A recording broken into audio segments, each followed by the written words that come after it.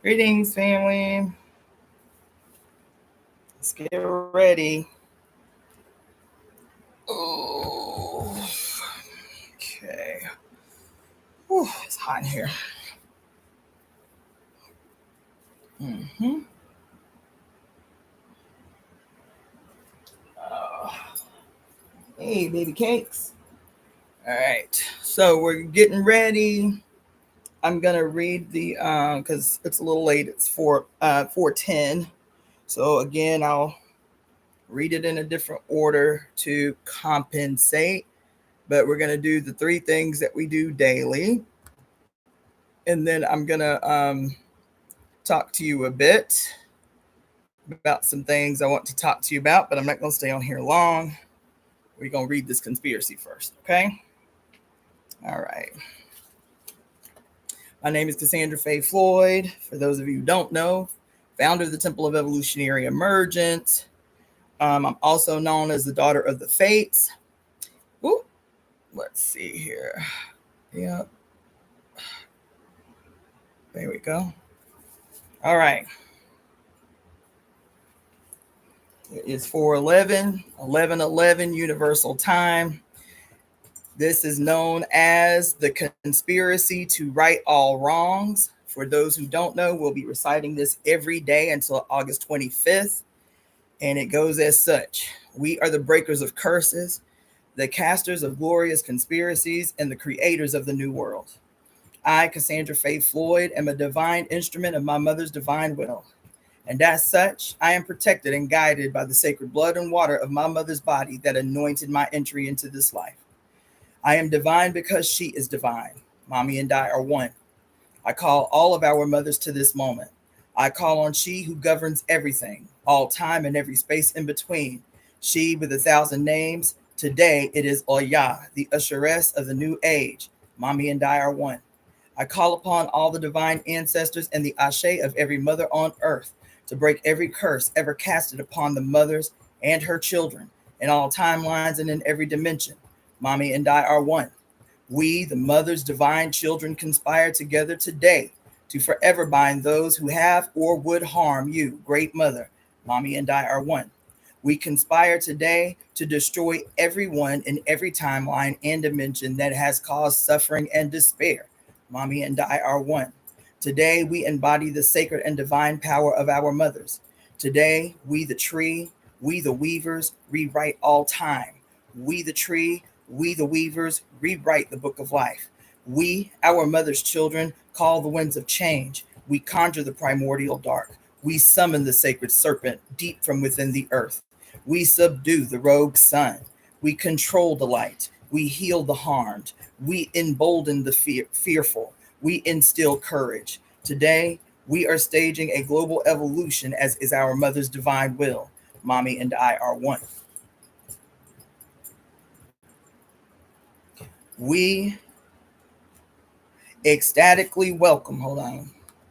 We ecstatically welcome the destruction of all institutions of hate and harm erected by the godheads of war. Mami and I are one. We have the power.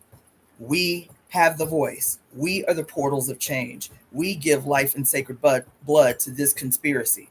Mami and I are one. We command, come the wind, come the storm, come the lightning, capture all godheads of war, all betrayers of the mother's divine will.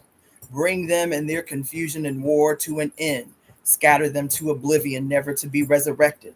This is the time of reckoning, reclamation, and the restoration of heaven on earth under the mother's divine reign. Love unlimited is our destiny. Harmony is our destiny. Ecstasy is our destiny. Pleasure is our destiny. Freedom is our destiny. This is her divine will. We are the divine executors of her will. We speak her will into the now to reverberate throughout all time, all space, and all dimension. It is as we say forever and ever, Mami and I are one. Mami and I are one.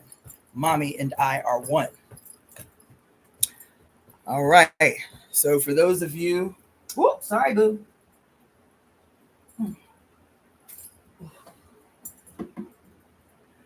So for those of you who this may be the first time that you are hanging out and are interested in what that just was, That is the conspiracy to right all wrongs. And again, we started on May 20th. We will be reciting that conspiracy every day out loud, vocally out loud, at 11:11 p.m. Universal Time. So find out what that is in your time zone, wherever you are on Earth. If you are interested in participating in this global conspiracy that we are casting, then what you need to do is email me at evoemetemp at gmail.com. I got ink on my face. evoemetemp at gmail.com. And I will email you the conspiracy, and I will send you some other details to get you caught up to what we're doing. Okay? Now, the basic mission-driven conspiracy of the Temple of Evolution is as such. I, Cassandra-Floyd, as a peculiar expression of the almighty divine She, the great cosmic mother, now join in breath with my global family to conspire on behalf of the whole made well. We are breathing these words together to ensure that our home, her body, is restored to her original perfect glory. Her glory is perfect in peace, love, bliss, happiness, and ecstasy. This world exists because we collectively will it so. We, as the representatives of the Mother's reign on earth, speak this beautiful conspiracy as a single cosmic earthly orchestra to guarantee heaven on earth and joyful compliance with our Mother's divine will. Possessing the power of our mothers, we speak this with this glorious future now. It is certainly as we say, Mommy and I are one. And as I promised, every day to support the justness of the conspiracies that we are casting, I will be reading from page 96 in the book, The Sibyls, the First Prophetesses of Mami Wata and the Theft of African Prophecy by the Catholic Church by Mama Zogbe. This is an ancient Sibyl's prophecy foretelling the fall of Rome. Thrice 300 years having run their course of fulfillment, Rome by the strife her people shall perish. Rome is doomed to perish, and that indeed by the judgment of God, because it held her name in hatred, and being the enemy of righteousness, it destroyed people who kept the truth. There shall come to thee sometime from above a heavenly stroke deserved, O haughty Rome, and thou shalt be the first to bend thy neck and be raised to the ground, and thee shall fire destructive utterly consume, cast down upon thy pavements, and thy wealth shall perish, and wolves and foxes dwell in thy foundation. And then shalt thou be wholly desolate as if not born. Woo! There is no time that I will read that and will not have goosebumps from the top of my head to the soles of my feet. It is as we say, Mommy and I are one. It is as we say. Why? Because we are she. That's why. She wills it so, so we will it so. That's why. Woo. So anyway, I am multitasking as usual. Many of you, I sent about, 50 emails over the last hour and a half, 2 hours. So check your emails if you haven't already for the day. Check your emails after this live, because I've sent out a bunch of emails to people regarding different things. Several of y'all have been reaching out to me over the last few days, and in preparation for that concert, I just couldn't. I could not respond. I couldn't have my head in a place to respond. So today I'm plowing through emails to respond to those things that y'all have sent me over the last few days. So I'll probably spend another hour or so responding to emails before I shift gears. All right. So I'm not going to be on here long today. Thank you so much, Netaru Sekmet 9 Ether. I love that. Love that. Greetings, everybody that's in the house. Greetings, greetings, greetings. Hope you are living prosperously today. So let me turn over my notes. Let's see. Yes. Okay. So, a few things I want to say. I've been watching or listening to while I've been returning emails. I've been listening to some videos today, and also really meditating for some time now on this whole concept that we talk about fairly regularly about the importance of naming and renaming everything, right? And that centers around, you know, our control of language. So when I say that, I am frequently talking about how no matter how seemingly insignificant or small the word is, if I feel a nudge, I'm just going to take a second and to that go find that word, go find the etymological origin of that word, and then the Hebrew uh, origin of that word or etymology of that word, because we can't take anything for granted. I really appreciate, and I should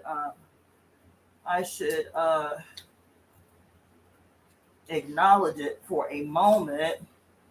Um, Mary Daly, who wrote the books that we've read so far, Pure Lust and Beyond God the Father and Towards a Philosophy of Women's Liberation, she really goes so much more in depth about the importance of mastering language, of women mastering language, redefining everything, naming and renaming everything. This is, she was the one, like, I had ideas about it while I was in medical school. I told you the story about the native brother on the hike. Like, damn, can we call something by its native name, by its original name, like having to rename our body and all of this stuff. But she was the one that really kind of deepened this kind of natural urge that we've been expressing for some time about this frustration of how there is not anything on earth that we do not even talk about that is not through the lens and the worldview of white males in positions of power, right? So in conjunction with, and then it was Mary Daly that really put that shit into action. She wasn't just saying this is what we need to do. She, in the books as she's writing them, is beginning to help us chisel through. It was deep. Helped us chisel through the initial discomfort that we feel when something doesn't make sense in our white male aristocratic mind. This is how we learn English. This is how we learn Spanish. This is how we learn French. This is how we learn Italian. So anything that deviates outside of that makes us uncomfortable. I was experiencing it when I first started reading Pure Lust, and a lot of you expressed, you know, this discomfort. But the way it came out was I don't know, I can't follow. I don't know what the hell she talking about. Some of these words she using, some of the way she using them, I don't know what the hell she talking about. And I'll be honest, when I first started reading Pure Lust, I was feeling the same way. Like, immediately what I felt was like, you know how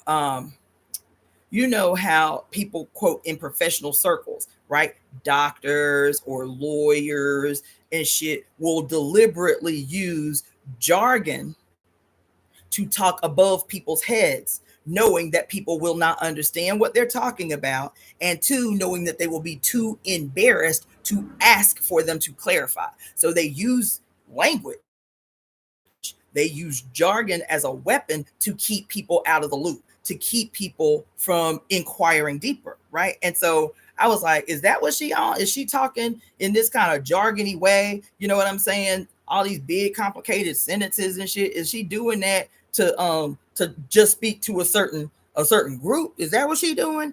And then she starts to explain why she is writing the way that she is writing, and knowing that people, especially who've been kept away from any kind of like higher education, will have that experience, that discomfort. And so what she did was she wrote a dictionary, if you will, to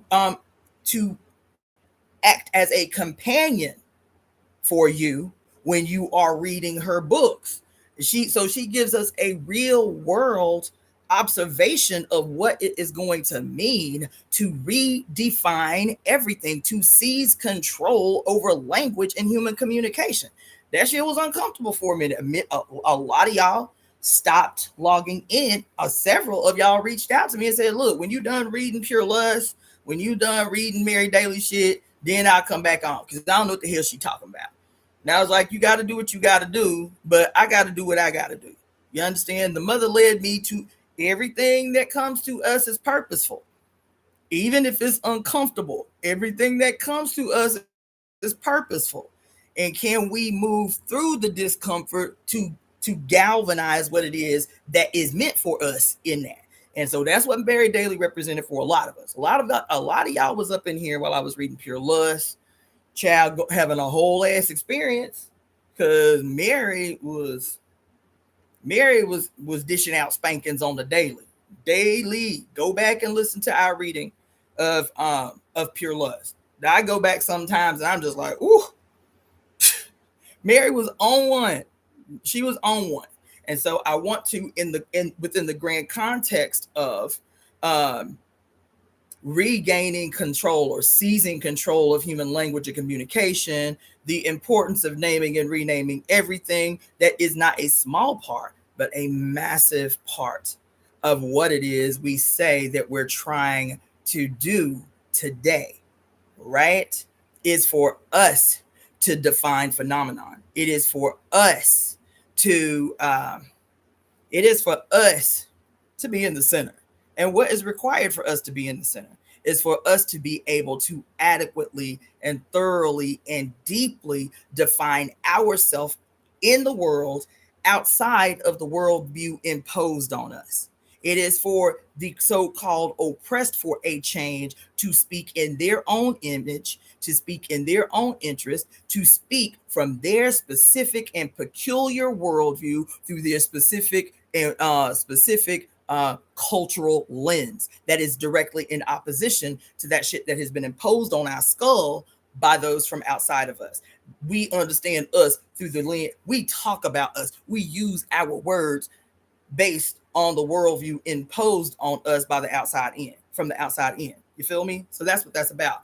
The book that she published as a companion to all of her other books is literally called The Webster's First New Intergalactic Wikidary of the English Language, conjured by Mary Daly in cahoots with Jane Caputi, right? She calls it the Webster's first, not Webster's as in Webster's dictionary, Webster's as in bitches is Webster's. Bitches be weaving webs. You understand? Bitches as weavers, constructing something new and absolutely diametrically opposing to what is. Webster's as the fates, Webster's as the weavers, Webster's as those who make sure that a spirit that needs to be here has the flesh.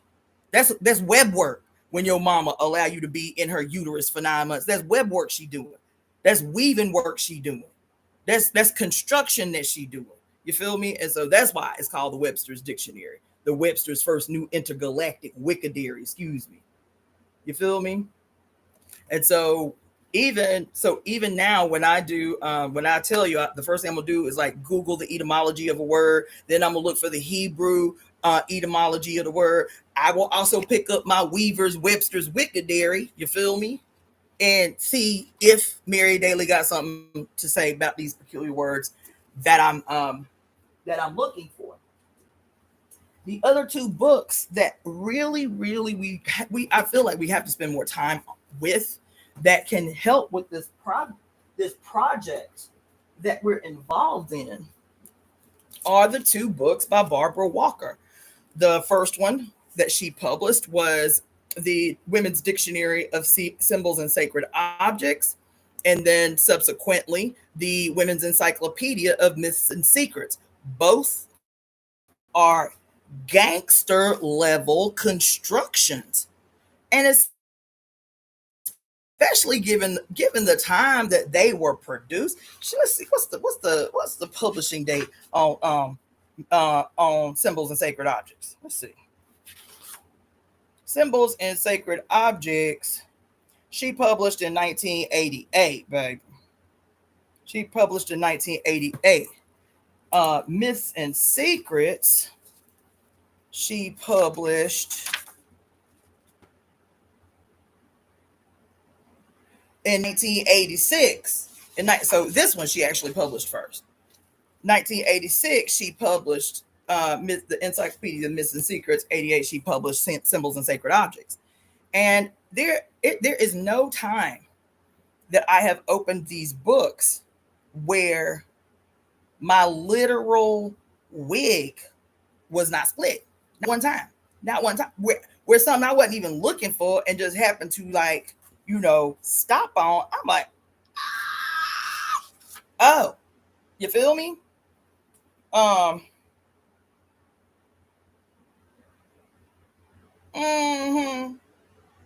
Like, for example, this thing I just stopped on. Yeah. When I tell you, just these two books, if we didn't spend no time in nothing else but these two books for a year, this shit, yo, I'm about to read to y'all. That's what I'm about to do. That's all what I'm about to do. That's all what I'm about to do. You feel me?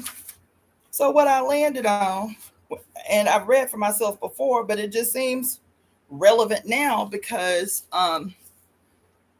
maybe 3 days or 4 days ago, I said something to you all. And I'll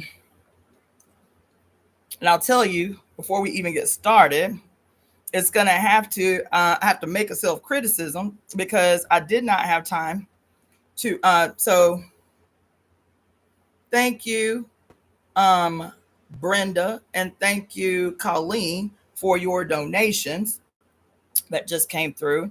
And then I will have for tomorrow the list that I'll call out of everybody that's made donations or became members or made an Etsy purchase or anything like that over the last week, because the last time I did it was last Thursday. Okay, so I will have that for tomorrow. And within the context of let me just go ahead and say that I'll do housekeeping now that we've done the conspiracy.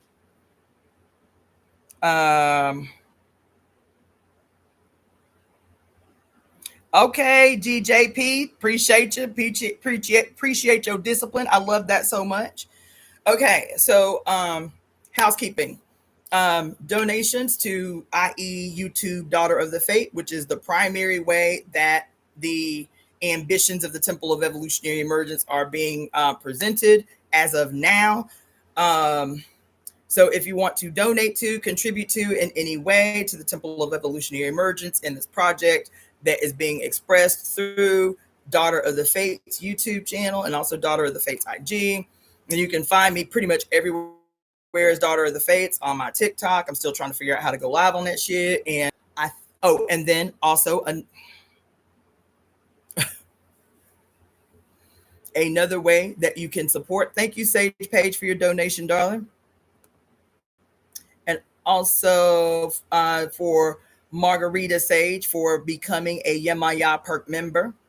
And then also I offer readings and 5 elements wellness consultation. So if you are interested in that, use the email address evoemetemp@gmail.com to inquire, and I will email you the information on how to secure a reading, a divination, or a 5 elements wellness consultation. Okay, that's it for the bookkeep, for the housekeeping. All right.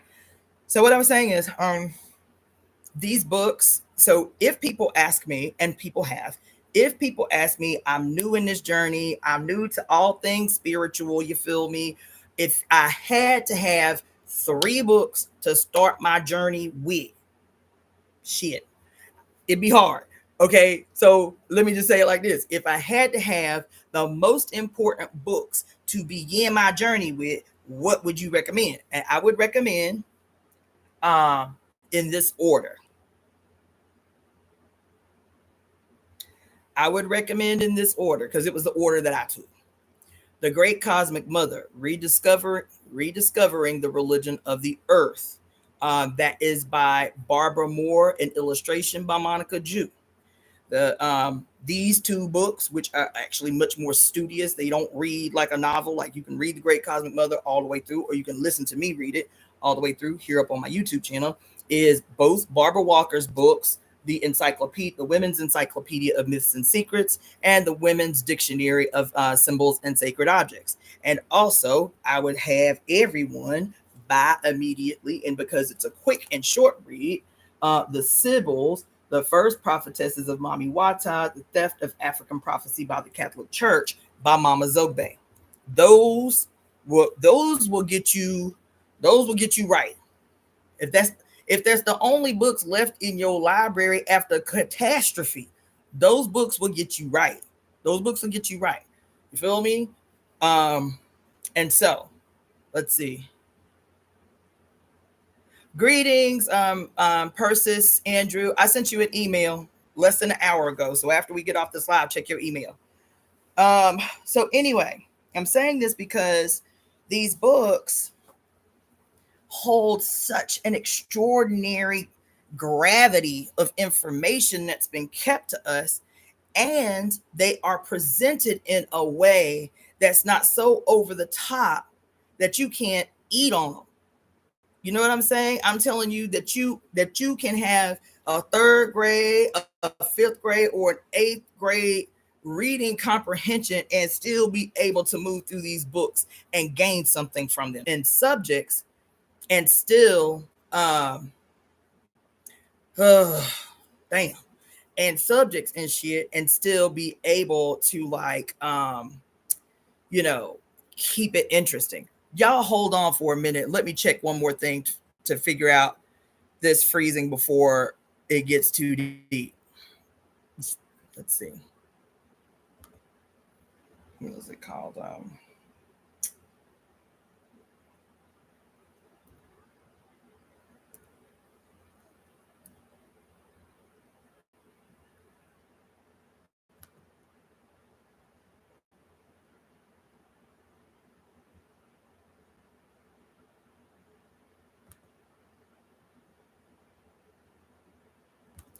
Just hold on a second. Just hold on a second. I'm trying to figure something out, okay?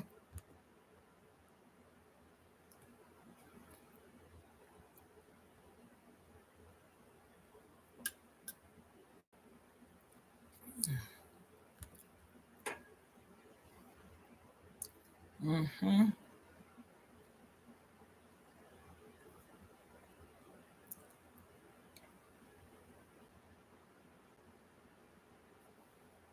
Mm-hmm. Mm-hmm. Mm-hmm.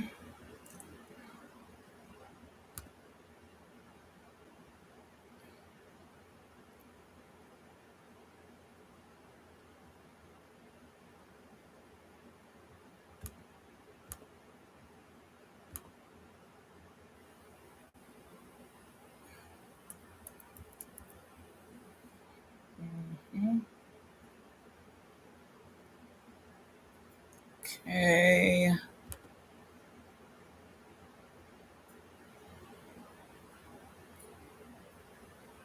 Uh-huh.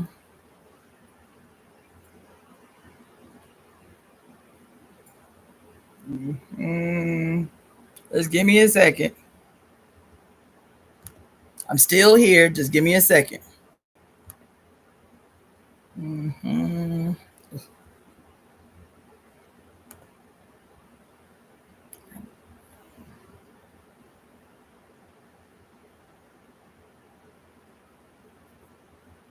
Mm-hmm.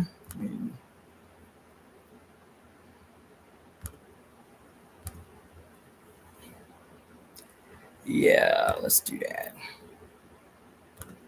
Mm-hmm.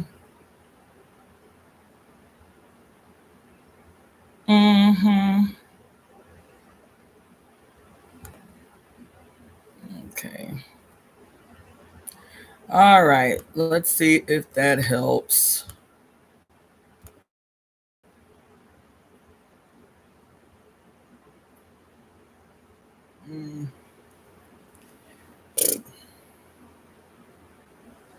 Okay, so I'm having some other ideas too about this because I noticed that with my YouTube, which is the whole reason I switched from StreamYard in the first place.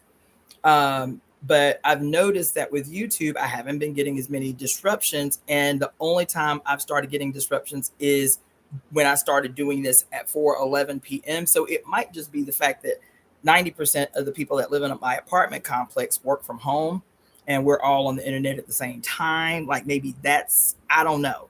But I'm gonna have to figure that out because it may be that I just have to be live at 4:11 my time to do the recitation of the conspiracy and then do like I have been doing, either doing a live first thing early in the morning before the world gets busy or late at night like I have been doing because this is obviously a thing. All right. So I'm back. All right. Okay. Oh, what the hell? Okay. So what I was saying was what we have to be doing, what we have to be regularly doing. And I appreciate y'all. I do. And I appreciate y'all rocking with me the way that y'all do. But also between times of you um, hearing me and what my peculiar to take may be on any given thing on any given day, that these books that I mentioned earlier, The Great Cosmic Mother, the Barbara Walker's The Women's Encyclopedia of Myths and Secrets, the Women's Dictionary of Symbols and Sacred Objects, and also the Sibyls, the First Prophetesses of Mami Wata, and the Theft of African Prophecy about the Catholic Church. Probably add anything by Mary Daly. We've only read 2 books of hers, but I have all of her other books that eventually, maybe one time, someday in the near future, we will step our toes into. But there's a whole giant list of books that I would like to get to. But I learned, I had real radical breakthroughs reading Pure Lust and Beyond God the Father. Doesn't mean that as a white, middle-aged, um, hardcore white feminist during the second wave of feminism didn't have very problematic views, given the fact that these books were written. I think one was written in like 72, and then one was written in the early 80s, I think.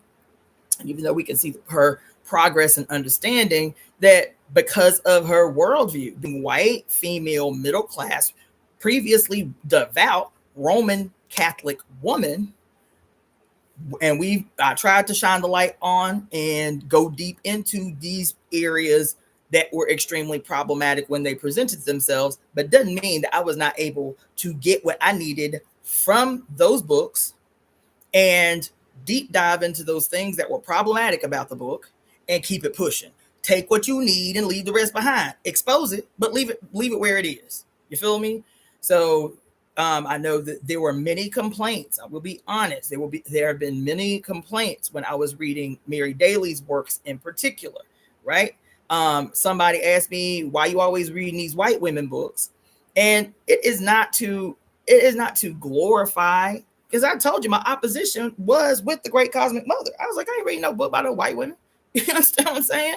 But that's the kind of shit nationalism will get you in trouble with doing, is the fact that for the better part of this whole colonial this most recent expression of the colonial project, this last 500 years, honey, they have had a stranglehold on all the information on earth, stealing everybody's shit, robbing everybody's shit, getting what they need from it, burning the evidence that it ever existed so you ain't got access to it, superimposing they crack a guy on your skull, and then closed all the doors to every institution of learning to only males, to only white males. They did this shit for the better part of 500 years. So we got a lot of catching up to do. And truth be told, if you really about that life, then any person from that class, white male aristocracy and shit like that, and they got some halfway smart to say, halfway decent to say, then you need to be trying to find out what color person they stole it from. Our secrets are hog tied in their skull, are locked in their skull, and then have made it so that we ain't have access to it. So stop, don't do that. Don't be me. That was the position that I took when I was first presented with the opportunity to read the great Cassandra. Ain't shit two white women can teach me about my black ass experience. And that book from page 1 was a bitch. I don't care who it is. Know that I'm in it. Know that I am there. And it crossed your path because I willed it so. Now, are you going to accept the gift that comes from it, or are you going to allow your little limited understanding of the world to get in your way from this medicine I got up in this book? These white women was my instruments, no different than anybody else. That's what she said. These white women was my instruments for me to do my peculiar and particular will. Couldn't have come from nobody else but their peculiar lived experience and their willingness to comply to something that was greater than them. You feel me? Doesn't mean they didn't have complications, problematic experiences as white women, white affluent women in the world. Doesn't mean that. But what it does mean is we cannot keep saying Mommy and I are one if we do not believe it. This is the evidence of whether you believe that shit or not. Is there such a thing? Can we actually create a whole made well?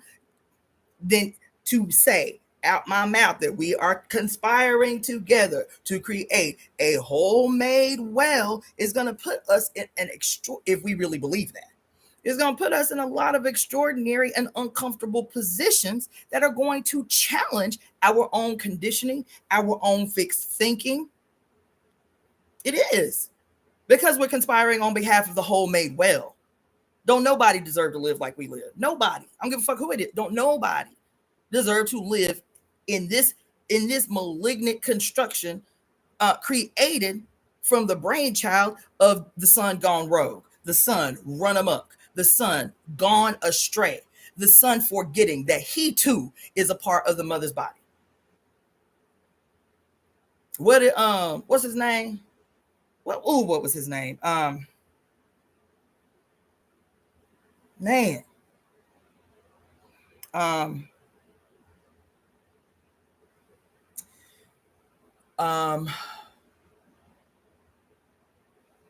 I can't remember his name. Ooh, that frustrates me. Killmonger in the first Black Panther. What'd he say? He said the child abandoned by his village will burn it down to feel its warmth. This is the classic, just beautifully eloquent way of what I'm talking about when I talk about the son gone rogue. The son is still a part of the village. The son is still a part of the whole. The son has gone rogue because he sees himself as something separate from his mother. He sees himself as something other than the mother, longing for the mother while still destructively assaulting that which is the only thing that can heal his psychoses, child. That's what I'm talking about. That was the perfect explanation of what the world is experiencing. When we talk about the plutocracy and the oligarchy and all of this bullshit, we are talking about the son monstrously gone rogue in his separation from the mother for several millennia. In his separation from his mother, he has gone literally insane. And the only thing that he can do, the only thing he knows to do in that insanity is to destroy everything in sight. That's it.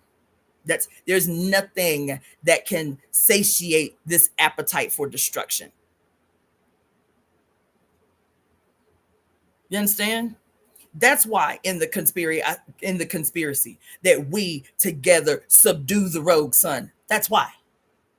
Does it say that we together murder the rogue son? It don't say that.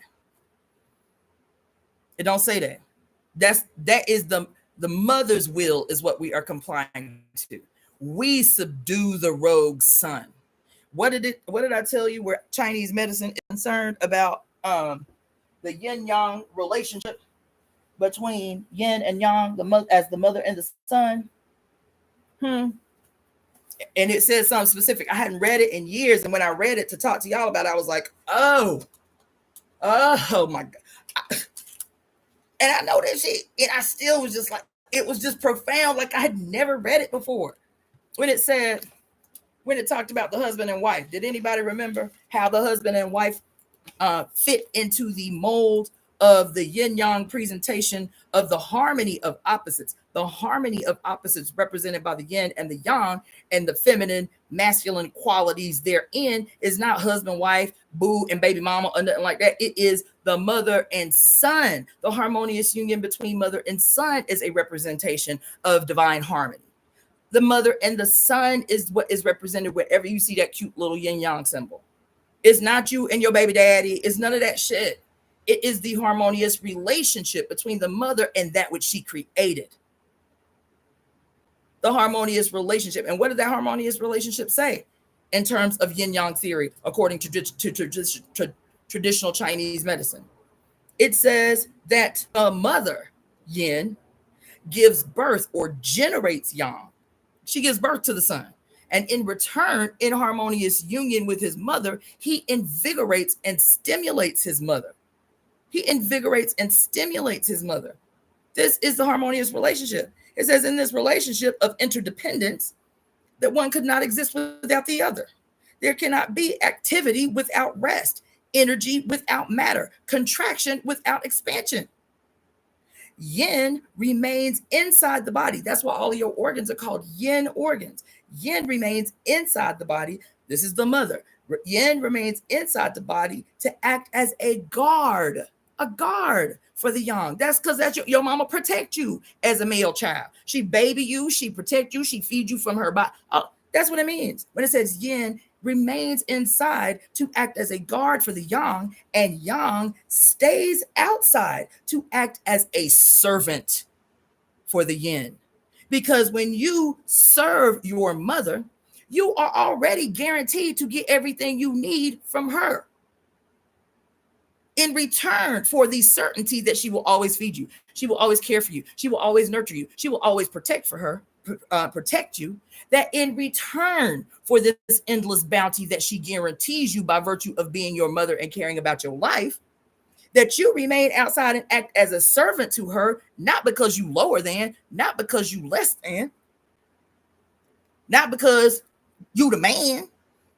It is because she crafted you out of her own body and cares for you no less than she would care for her own self. Do you understand me? So much so that unlike your invisible make-believe Jesus, she will actually sacrifice her life to cover you. She would actually self-sacrifice to make sure that you were able to continue and thrive. That you know your mama, and you know your mama will do without just to make sure that you have what you need and what you desire. You think about your personal relationship with your personal actual mother. This is the you ain't even got to create fairy tales about how Jesus loved me so much that he gave his life for me, and you ain't never met his ass. That's make believe.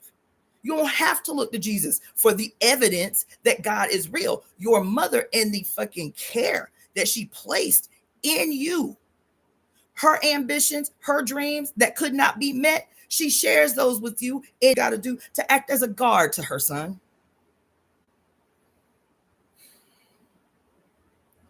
To act as a guard for her son, a nurturer, a carer, a protector, a guardian to her son. And in return, because the son is certain in this relationship with his mother, he is certain as the yang, he is certain in this relationship to his mother. And so in exchange, the yang stays outside. So what do we call the yang organs? We call the yang the skin. We call the yang the hair. We call the yang our little orifices that protect all the entries into our body. Why? So that the yin is always protected. This is how the yang serves the yin. This is how the sun serves the mother. This is how the yang serves the yin. How the sun, as yang, serves the mother. Is all these nostril hairs and shit. You got to, when you breathe in, all these nostril hairs are the first process of filtering out any potential bad guys that want to do your mother harm. What is your mother? Your internal organs, your yin organs. That's why you got all that wax and all them hairs in your ears, because you got all these open orifices of entry of potential harm. And so the sun remains outside the body as the prime.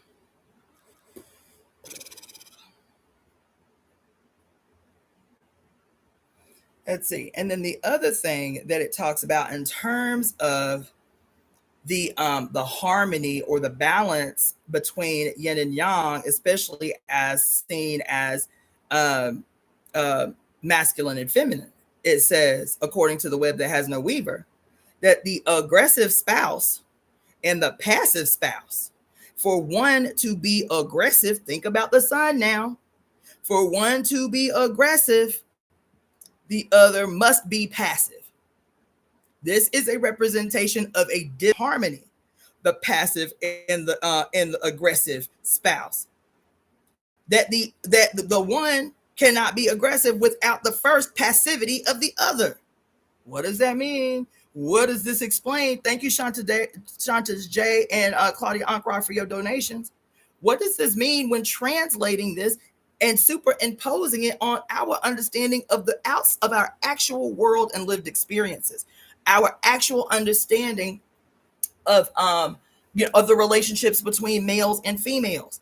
You feel me? Or even within the context of non cis het relationships, where you will have still inside homosexual relationships and other types of relationships, people literally conceding, even though they identify as something other. They might identify as non-binary, they might identify as asexual, but still in relationships. They may identify as trans and still in relationships. And isn't it interesting that even though people are really responding to and rejecting this very strict binary articulation of what is supposed to be valid relationships between a male and a female, and they living within this space in between trying to challenge that shit, but they will still in their relationships fully play out still the strict cishet binary bullshit.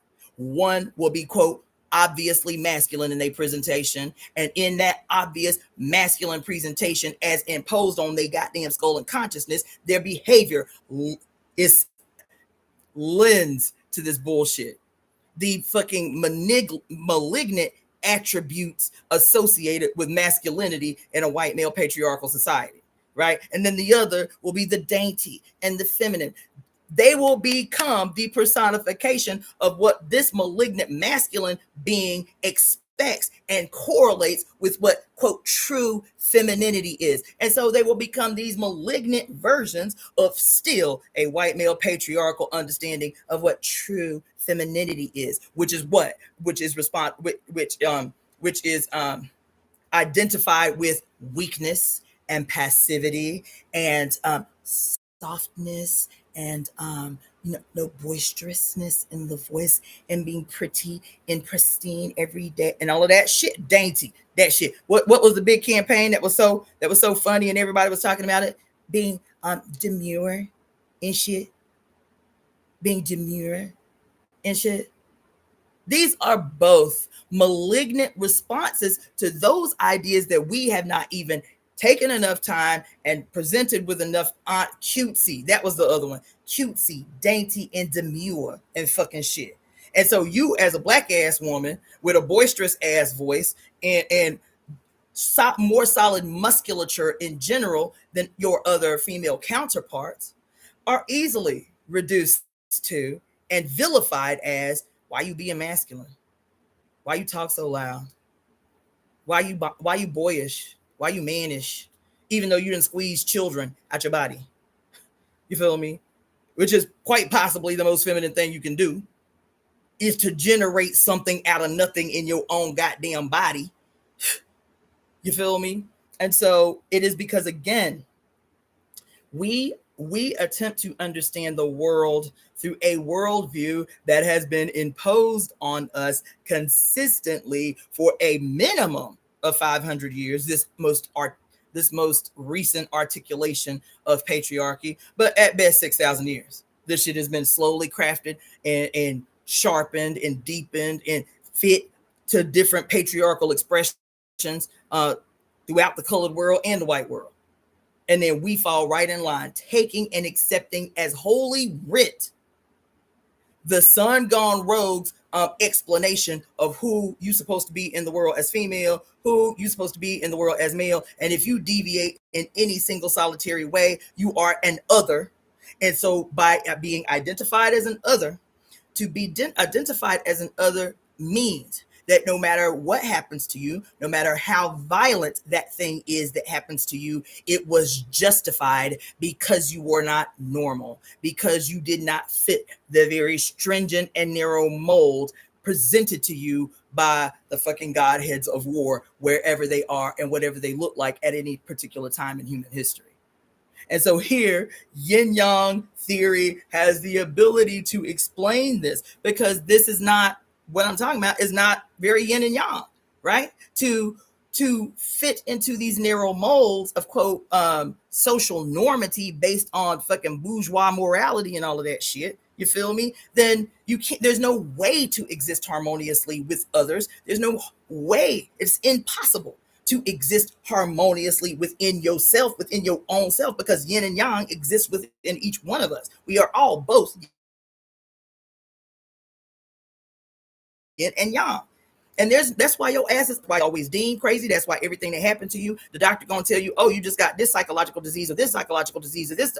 Not that your ass is literally at war with the two opposing aspects of who each one of us come up in here with.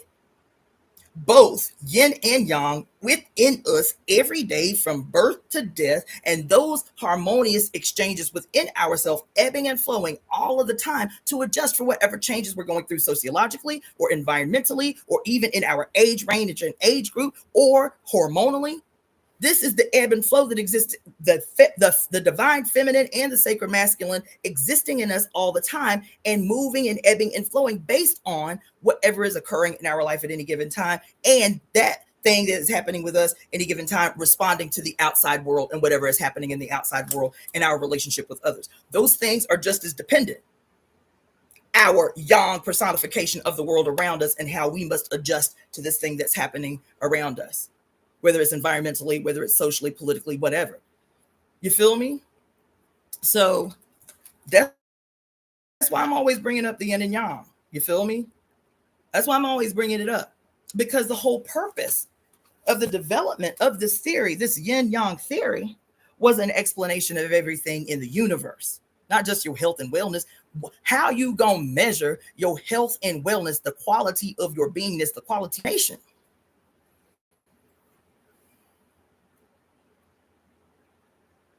There was never any inclination that we may be able to talk about current world events while teaching yin yang theory to help these young people understand how even yin yang applies to the political world or to the economic world or to no, it was strictly about the medicine and how to recognize yin disharmonies or yang presentations or disharmonies in this person as they sit in the room. You feel me?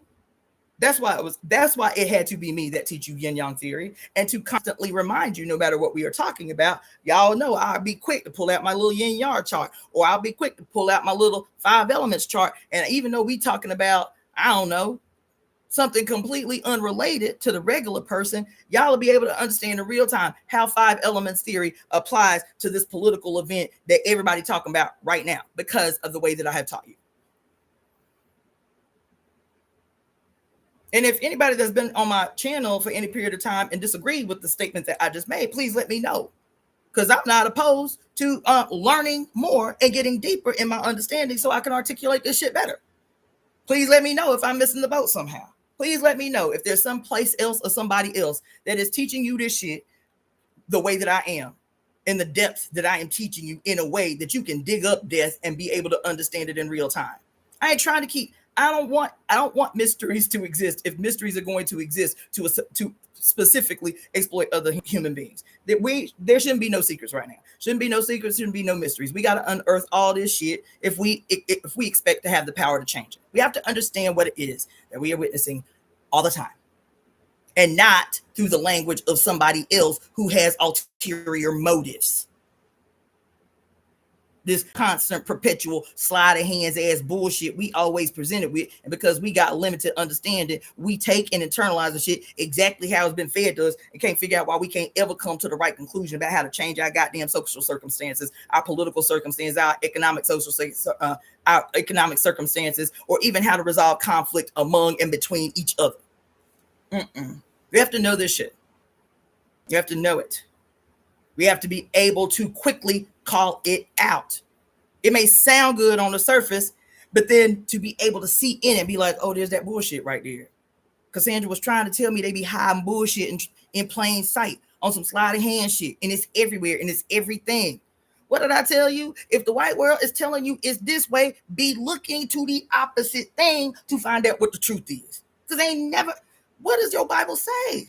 The adversary is the author of all confusion. Are they sometimes going to give you the truth and sometimes tell you a lie? Presume they always lying. Presume they always lying. And then don't just presume they always lying. Always look either deeper or to the extreme opposite of what they saying to eke out the truth for yourself through discernment. How you gonna be the author of confusion and y'all still accept it? Sometimes they tell the truth and sometimes they be lying. No, that is what history done taught you. Presume they lying all the time. Presume they always telling a half truth. And if they telling a half truth, what's a half truth? A lie. A lie. They'll say some shit that sound familiar to you, you feel me, to hide the lie. Isn't that what I've been telling you is wrong with your spiritual spaces, your spiritual circles? And why you stay perpetually disappointed by, quote, spiritual leaders you always believed in, is they'll tell you some shit that's general information that everybody know is true and hide the lie up in it. Hide the lie, bitch. So I'm going to just tell you, thank you, FF Beauty 10. I love my energy too. Understand? So presume if you step out in the world with the presumption that anything and everything presented to you by the white world, by the male world, by your world leaders, by your would-be world leaders, every one of them. I don't care how awesome the energy is. I don't care how much flair they got. They agents, baby. They are all people.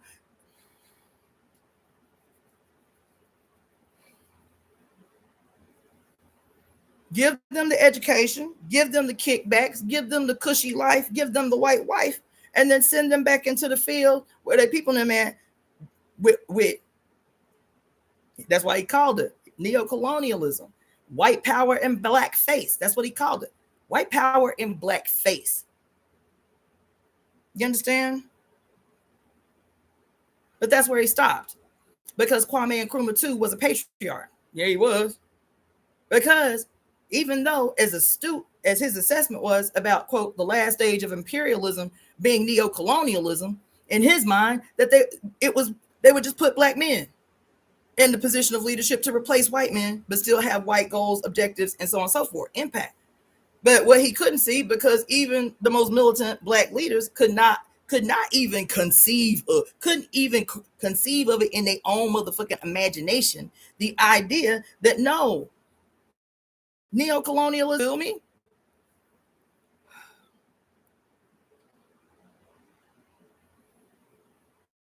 And so Kwame Nkrumah, in his limited patriarchal understanding, too, was not able to see past colored leadership. So in his assessment, with his worldview at the time, was that the last stage of imperialism was neocolonialism, what he called white power in blackface. This was the general consensus understanding of male leaders.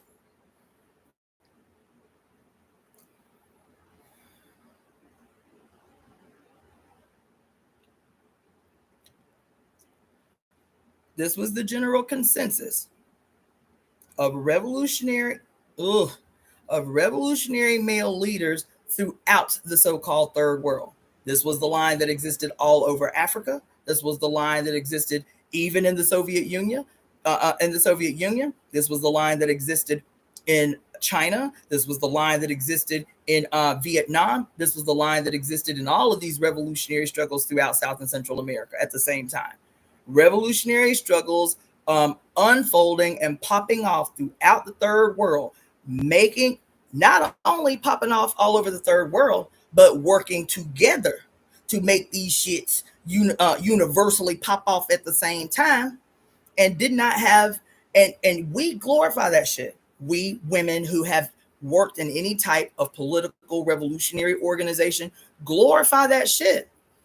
Us even having the inability to understand that the single weakness that existed throughout all of these revolutionary areas, popping off their revolutionary rebellions all over the third world, that the one thing that remained consistent throughout them all, and if you have me tell it, was the evidence of the failures contributed to the failures of each one of these revolutionary struggles. Because what I'll tell you is we have a bad habit of doing is glorifying our past. We'll say, the revolutionary victory of the Haitian people against the French. That's what we'll say. We'll say the victorious Cuban Revolution. That's what we'll say. We'll say the successful revolutionary struggle of Zimbabwe or Burkina Faso. Everybody talking about Burkina Faso right now. Well, we talk about and we will even go a step further. We will rely on the male leader interpretation of the role of women in these revolutionary processes that was always dictated by men. The role of women in the revolution. Lenin had something to say about that. Mao Zedong had something to say about that. Ho Chi Minh had something to say about that. Who else? Mozambique, one of my favorite heroines of them all, Josina Michelle, talk about, but it was always the men talking about, identifying and explaining to women what the role of women were in the revolutionary movement. Fidel did it. Che did it. Che is probably the most glaring contradiction of this tendency that existed all throughout these just and righteous responses to European imperialism. The problem was, because all of them were identifying correctly who the enemy was, who the problem was that they all had in common. But the thing that they always did is what they always do, child, is place women and women's issues and women's peculiar brand of suffering on the perimeter of the, quote, real revolutionary work as something to be, quote, addressed after we win. After we win, then we can talk about your little women shit.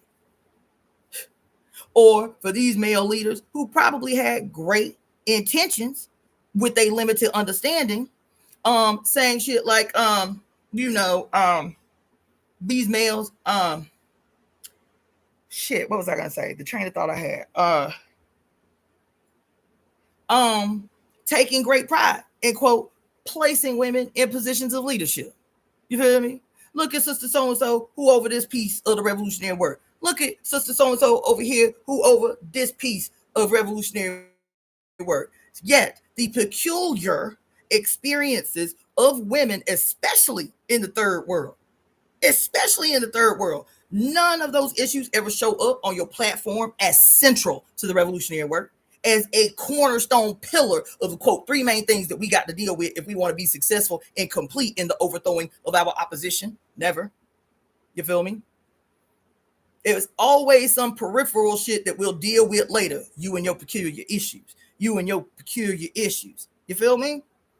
And even we, being so on fire for radical something new that we've never seen, take a back seat willingly, gladly take a back seat to the great black dude or the great indigenous dude or the great Asian dude that's gonna lead the way.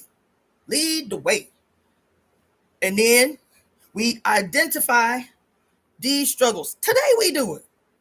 Decades and decades and decades and decades later, we'd still articulate this shit the same way. Every year, I hear somebody or see somebody on Facebook or YouTube or whatever the fuck talking about the great revolutionary struggle of the victorious Haitian Revolution. Was it victorious though? You had a single battle where a victory may have been won, but is this the completion of the revolutionary process for you to win one battle? And then your people end up in worse conditions and situations in Haiti than they ever did. But we still every year say the same shit. The victorious Haitian people against a great and mighty French military with just how it ain't till but very, very, very, very, very recently that we started talking about Cecile Fatima as a primary participator in what gave rise to the victorious Haitian Revolution. That up until this point, up until very recently, and I spent a lot of my foundational years as a young person in the party learning the history through male worldview and male lenses. So even as they had the ability to talk about Dirty Boukman, like he wasn't there by his motherfucking self. He wasn't in them woods by his motherfucking self. That is only in the last few years that people have actively started saying Cecile Fatima's name as one of the great priest revolutionaries who infused radical confidence and dispelled the fear that had these former slaves compliant to goddamn Catholicism for hundreds of years, set 7,000 goddamn plantations on fire in a week. And y'all just completely just leave her out of the discussion. Yeah, Dirty Boukman and that, that other person that was with him, that was helping him conduct the ritual. You feel me? So our men, whoever we are, Mexican, Asian, Latin American, Central American, South American, don't matter. Our men have participated. And you can even say it's in their ignorance. You can even say that it's in, you can make excuses for them if you want to. But our men have actively and deliberately for a very long time participated in the disappearance of the very real and fundamental impact and influence of women of color in particular in revolutionary spaces and revolutionary victories. The active and willful disappearance of women's contributions that men benefited from.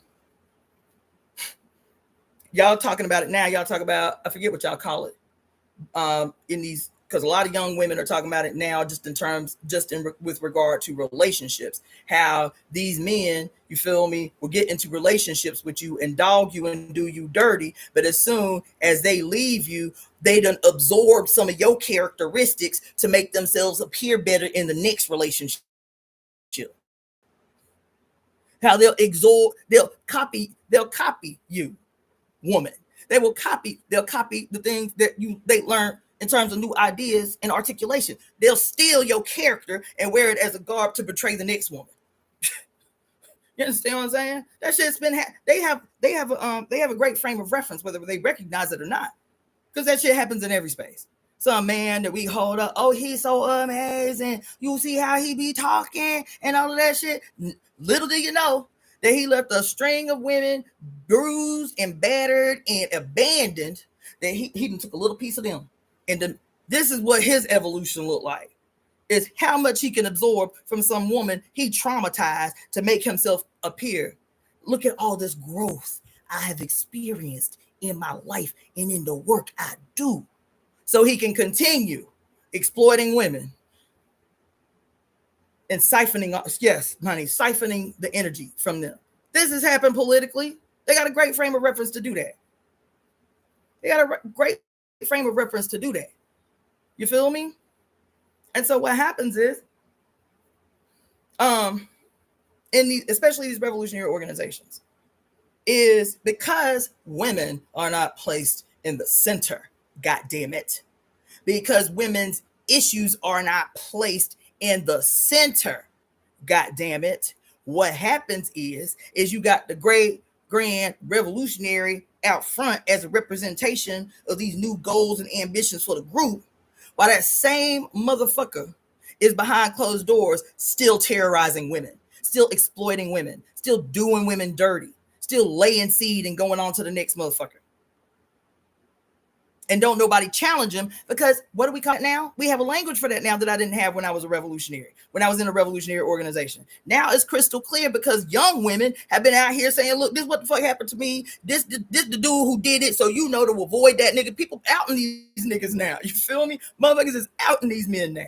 And the men are running crazy because they're like, damn, women giving up all the juice. They telling all.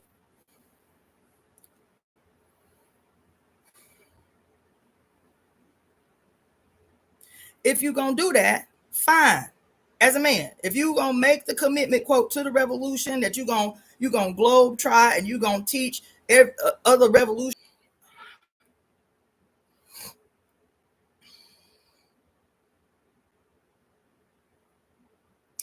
as quote, not giving a damn about the revolution, as quote, betraying their great revolutionary father's legacy. They came under fire. I remember this. This was more than a decade ago, right? They came under fire for being reactionaries and all of that stuff. Well, goddamn, as far as they concerned, all they hear about is how their daddy is a hero. Their daddy is a hero. Their daddy is a hero. Their daddy is a hero, but not to them. Not to them. That he betrayed them. That he did not secure them. It was the government of Cuba that took it upon themselves to give Che's baby mama the resources and the ability to care for her children in the absence of the motherfucker who was responsible for doing it. And then we hold this shit up as some evidence of revolutionary victory, that the government took it upon itself to raise these children. And you can't figure out why these two kids that y'all done raked over the goddamn coals and shit because they, quote, betrayed the revolution. They reactionaries. They ain't Che kids. They ain't like Che. What you expect? What you expect? They ain't like Che. What you expect? And we done seen that shit time and time and time and time and time and time again. Great, self-proclaimed, powerful, revolutionary men.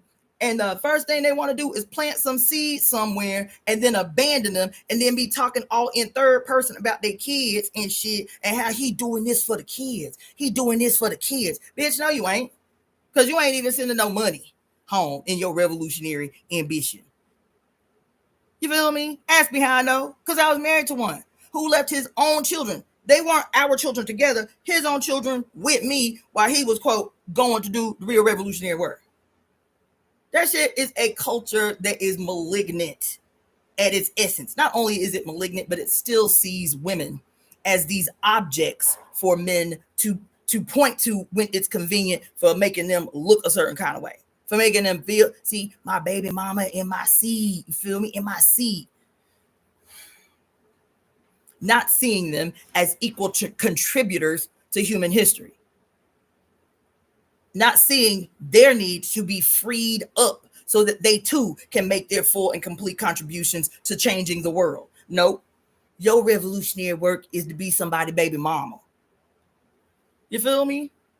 And so each and every one of these men whose works I have read at length and ad nauseum, and I used to feel all warm and fuzzy and shit inside when I would read Lenin's speech, which they made into a book. That's how long the speech was, on the role of women in the Soviet Union, in the Soviet and the Russian Revolution, the peculiar role of women in the revolutionary process. And we'd be like, damn, that's some radical shit. We was really impressed by that shit, y'all. Or we would read all of the dynamic shit that Mao Zedong used to say about the role. Mao was the man. Reading about the Cultural Revolution and the propaganda campaign that they waged, I was like, this shit was so ahead of its time. Mao was the man. Ho Chi Minh, same thing. Man, Ho Chi Minh was the man. There ain't nothing Ho Chi Minh done wrote that there ain't nothing he done said as a speech that I have not read. Same with Mao Zedong. Everything. I was obsessed. Every speech Che Guevara ever made, girl, one of them I almost knew by heart. Che's position on revolutionary medicine. That shit invigorated me when I was in medical school, baby. Go Google it right now. Che Guevara, and the name of the speech is On Revolutionary Medicine. Ho! I'm just saying it out my mouth, gave me chills, child. It shaped how I was moving through medical school. The vision that I had for the party as a doctor, as a revolutionary doctor. That one piece that Che wrote on revolutionary medicine, baby, it still has value. That shit was so radical, man. So radical. Oh, so radical. I used to read it damn near weekly. But in the absence of any discussion whatsoever in many of these organizations that had more women than men, and there was no discussion about our centrality in any of these issues. No real world application of that understanding, the centrality of women's peculiar issues and suffering. No evidence of it inside revolutionary spaces. The reduction of women's attempting to respond to that shit being reduced to us being too emotional and quote subjective. Comrade, you being subjective. The fuck? And then we taking that shit so personally that to be subjective was the worst possible thing that you could be as a revolutionary. Because that means you ain't no revolutionary scientist if you just led around by your emotions all the time. It means you ain't no dialectical materialist.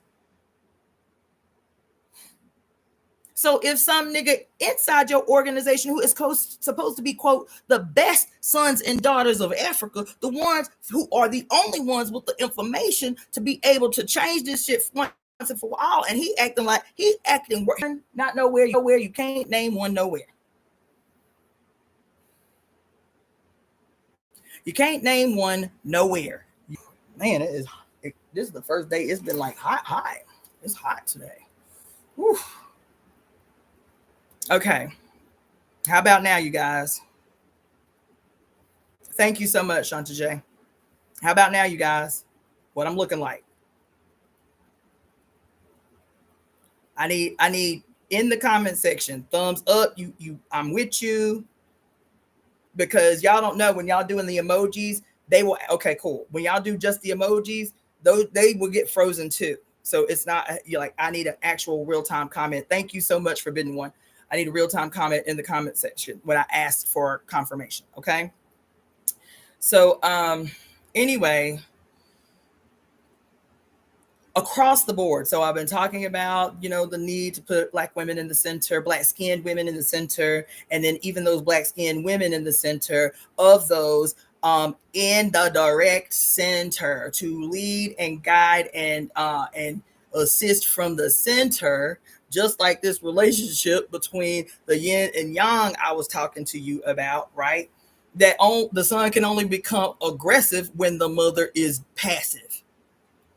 This is still yin yang I'm talking about. Feel me? The harmonizing of these extreme oppositions, which is the white male son gone rogue, threatening to literally destroy itself by destroying everything in the world. You feel me? And the mother, which is the great Black primordial, what did I say? At midnight on a new moon. These are the yin yang expressions politically of what I'm talking about. You feel me? And so y'all gonna have to get comfortable. First of all, you're gonna have to ask yourself why you uncomfortable in the first place. That's like the starting point. But bitch, why you uncomfortable? Y'all can't have it both ways, though you want it both ways. You want the proximity, you want the perception of power that has been afforded you by your proximity to the white male Godhead, while still wanting to maintain a relationship, even if it's a minimal relationship, to Blackness in general and Black femininity in particular, so that your ass remains valid in the world. You seek validity and approval from your Black adjacency.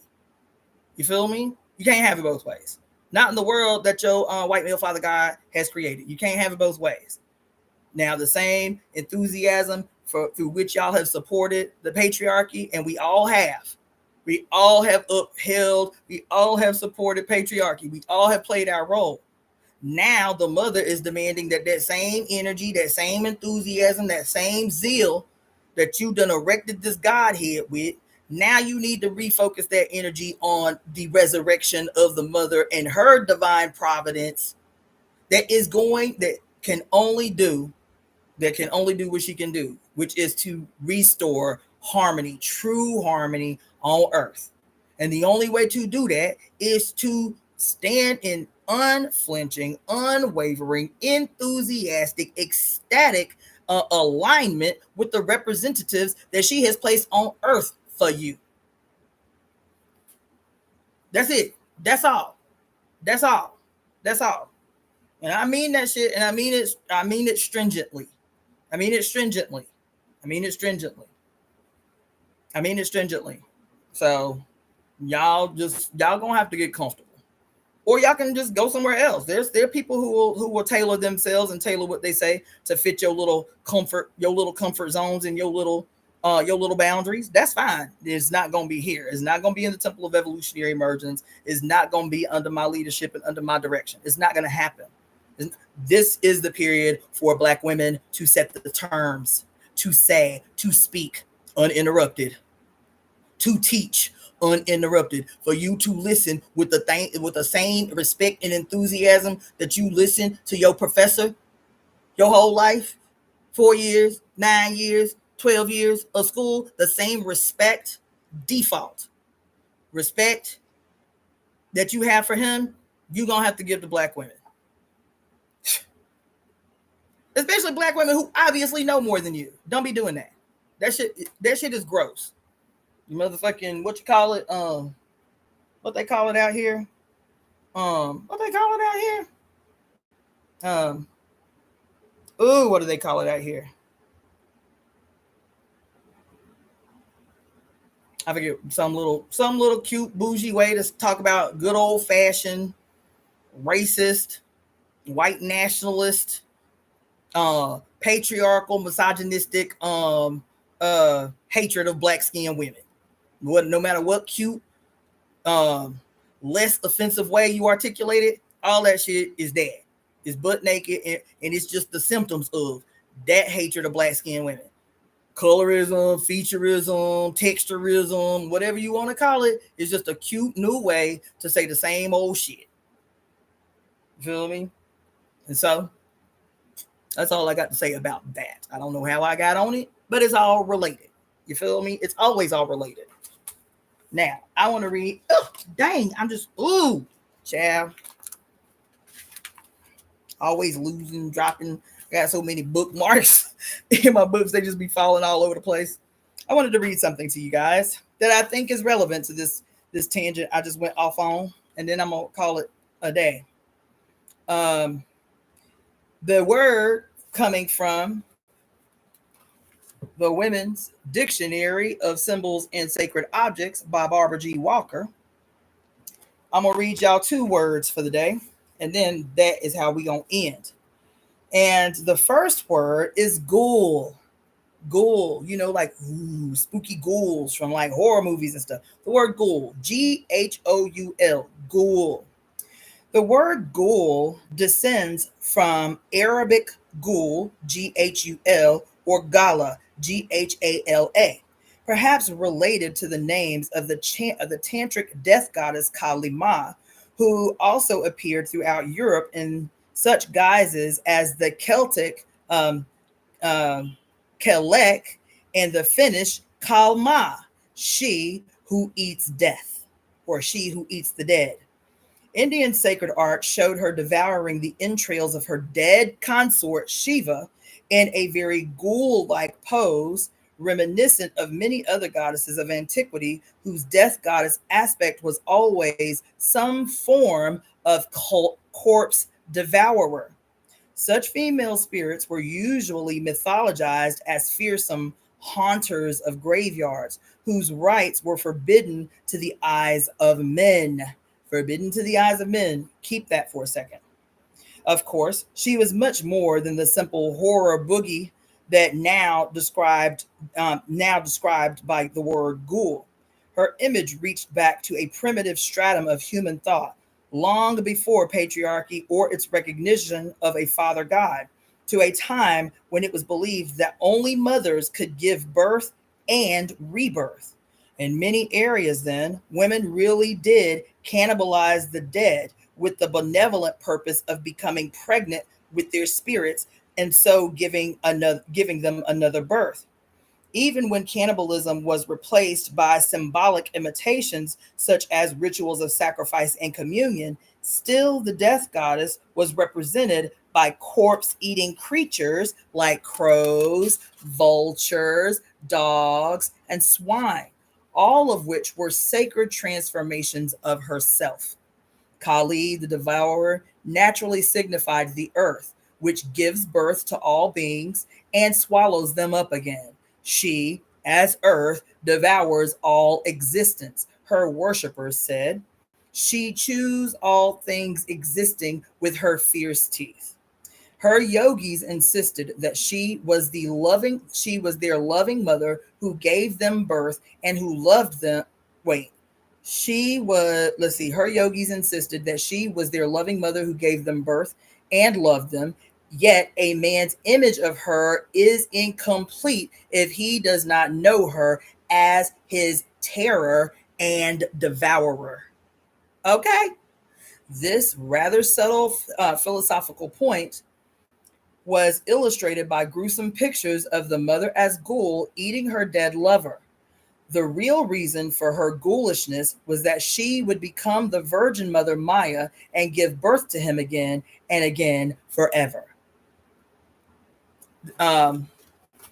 This is Barbara G. Walker's The Woman's Dictionary of Symbols and Sacred Objects.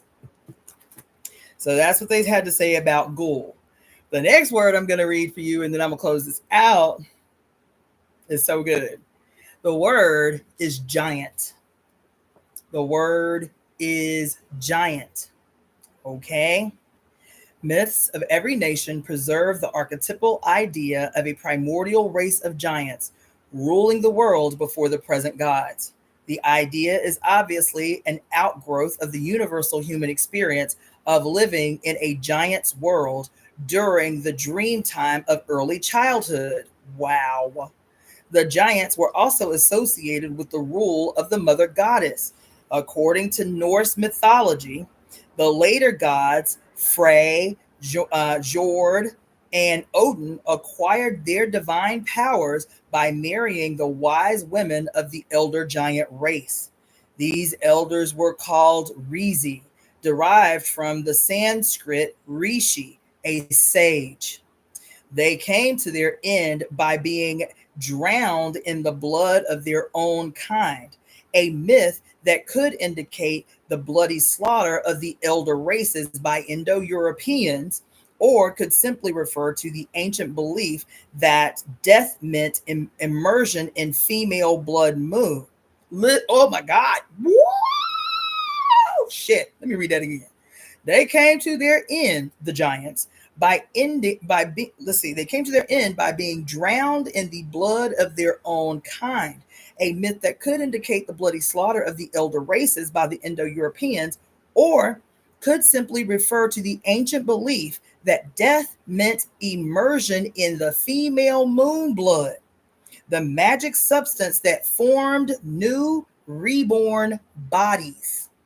Remember in The Great Cosmic Mother where she spent a whole chapter talking about how one of the similar things that occurred in every pre-patriarchal race is how the people, they didn't, you know how you see all these movies about the Greeks and the Romans and they always burn their bodies in the funeral pyres. They put them on a wood thing and then they burn them. You feel me?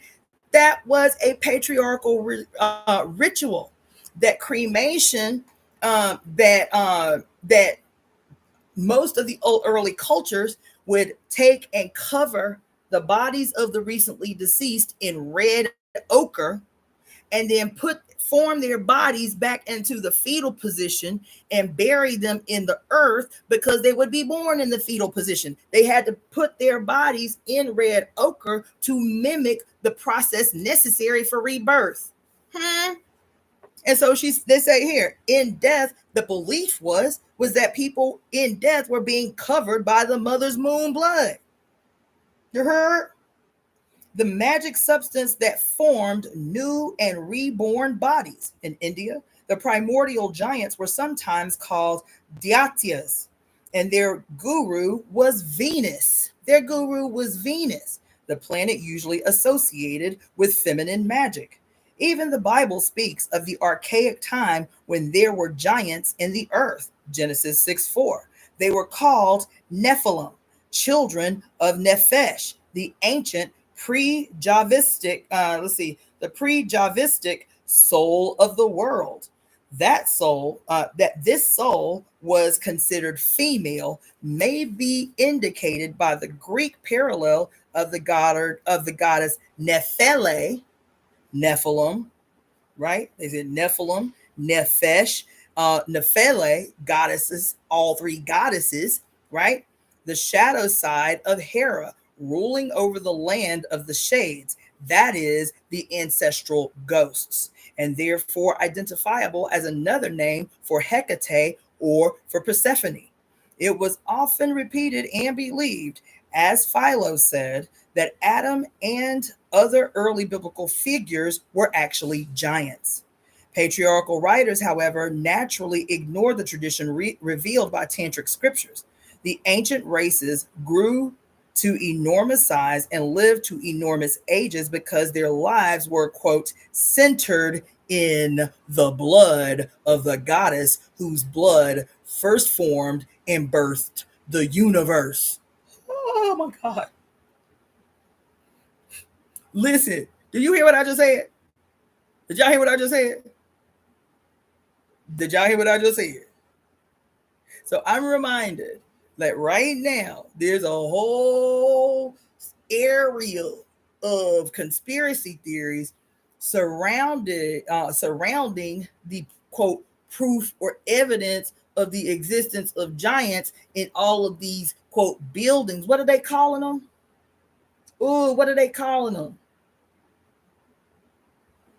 Oh, there's a place that all the conspiracies are talking about. No, the Tartarians. So all these conspiracy theories about the Tartarians and how they show it all the time that there was evidence that they were a highly advanced society. Not only that they were a highly advanced society, but that they were giants. Anybody heard about the Tartarian conspiracy theories? There's a lot of buildings in LA where I live that are supposed to be, that are on this trek. All these people making these treks around the country, taking videos and pictures of all the buildings that are supposed to be, the evidence of Tartarians, and how it's a grand cover up to cover up the fact that there was all these giants building all this high quality architecture that has never been able to be reproduced and shit. Right? Here's saying right here that according to, she say, the patriarchal writers, however, naturally ignored the tradition with regard to giants and the existence of giants. You feel me? Patriarchal writers, however, naturally ignored the tradition revealed in the tantric scriptures. The ancient races of the Bible grew to enormous size and lived to enormous ages, like Methuselah, who is supposedly the one that lived the oldest in the Bible, who lived to be 999 years old, supposedly. You feel me? Lived to enormous sizes and ages, specifically because their lives were centered in the blood of the goddess whose blood first formed and birthed the entire universe. Oh, yeah. Uh-huh. Mm-hmm. England still has a portrait of one of the archaic giants, 180 feet tall, cut in the chalk of a Dorset hillside. He is the Ethophalic uh, Cerne Abbas giant, said to represent either the Saxon god Hael or Heel, whose name meant virility, or the Celtic Ceremonious, who after whom the nearby town was named, and whose shrine was taken over by the Christian monks for the local abbey. The enclosure, the enclosure for maypole ceremonies. Listen to this, y'all. The enclosure for maypole ceremony. Y'all know what a maypole ceremony is? Anybody? We all did it. Whether you realize that's what it was or not, we all did it as kids, primarily kindergarten, first grade, second grade. Anybody not know? Let me put it that way. Anybody not know what the maypole ceremony is? So when you was a little kid, right, and I remember doing it in kindergarten, like first grade, where they would have a big old pole erected, and they would have like 100 little ribbons tied from the top of the pole, and all the kids would have to walk around the pole until their string ran out, and then you'd have all these multicolored ribbons, you feel me, along the pole, because all the kids was walking in different directions all around the pole. That's the maypole. That's the maypole ceremony. It says the enclosure for the maypole ceremonies was placed above the giant's head. Since the maypole rituals anciently commemorated the god's sexual union with his goddess. Oh my God, no. Since the Maypole ceremony, rituals anciently commemorated the god's sexual union with his goddess, the position of both the giant and the Beltane shrine in close association clearly points to the preservation of the old religion. Giant images still, giant images still figure in folk ceremonies throughout European carnivals, processions, and holy days. As late as 1770, the midsummer festivals at Douai included a huge effigy known as the Le Grand Giant, or the Great Giant. According to one of the oldest strata of classical Greek myth, the elder giants were known as the Titans. They were children of Mother Earth, and they were children of Mother Earth by Father Heaven. Oh my God.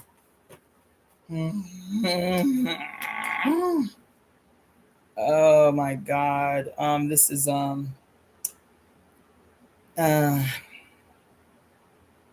when I tell you that we women are going to have to get together to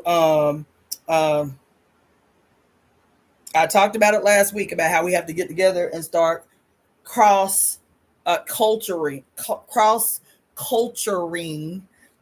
the comparisons of all the similarities of all the deities that exist on earth. Every culture that has its own set of deity stories, cultures, and personifications, and how all us women, as the representatives of all of these cultures, you feel me, come together in what I was calling one of them witching weaving ceremonies, where we got multiple poster boards all over the wall, you feel me, and we just writing down everything and see how it relate to each other, and you feel me, that's gonna have to be that, because the moment that I'm having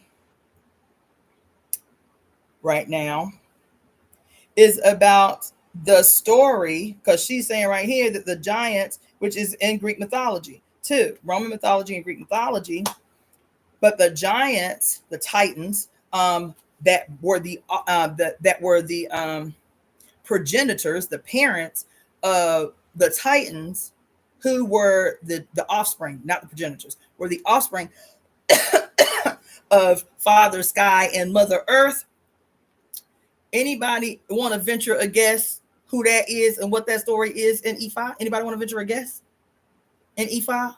Who are these characters here known as Father Sky and Mother Earth? Anybody want to venture a guess?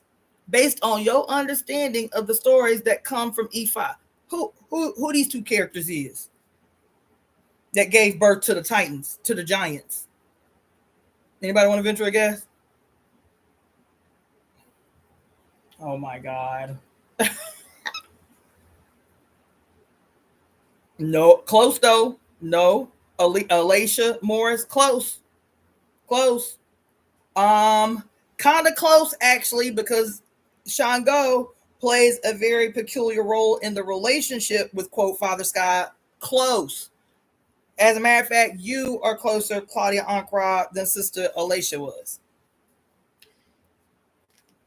who has a really close relationship to Shango in the tradition. It's part of his story, as a matter of fact.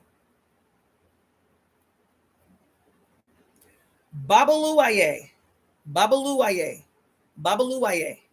So when you see Ifa Orisha, there's one Orisha, Babaluaye, right? Who you can't see his face. All you can see is his arms and his legs, because he's got that straw thing all over his head, and he's got a straw skirt on, and he got this straw thing all over his head, and only you can see his arms and his legs. You feel me? And he is what? He is known as the father of plagues and pestilence. Plagues and pestilence. He can either cause plague and pestilence, or he can heal plague and pestilence. That's Babaluaye. Okay? Babaluaye. Babaluaye, his wife is called Ile. They call her other things, but his wife is called Ile. Ile in Yoruba means home. Okay, this is what we call our house. It's what we'll say when we talking to each other. Oh yeah, you know, I was at my Ile. My Ile is my home, is where I live, right? Your Ile. His wife is Ile. Who is the Ile to humanity? Mother Earth. Just like this story right here. Babaloaye in this story represents Father Sky. You feel me? Some people might even say Olodumare. But in this story, it is Babaloaye and Ile, or Mother Earth. Because the story goes that the reason that Babaloaye may bring plague or pestilence is when their children are abusing his wife, their mother.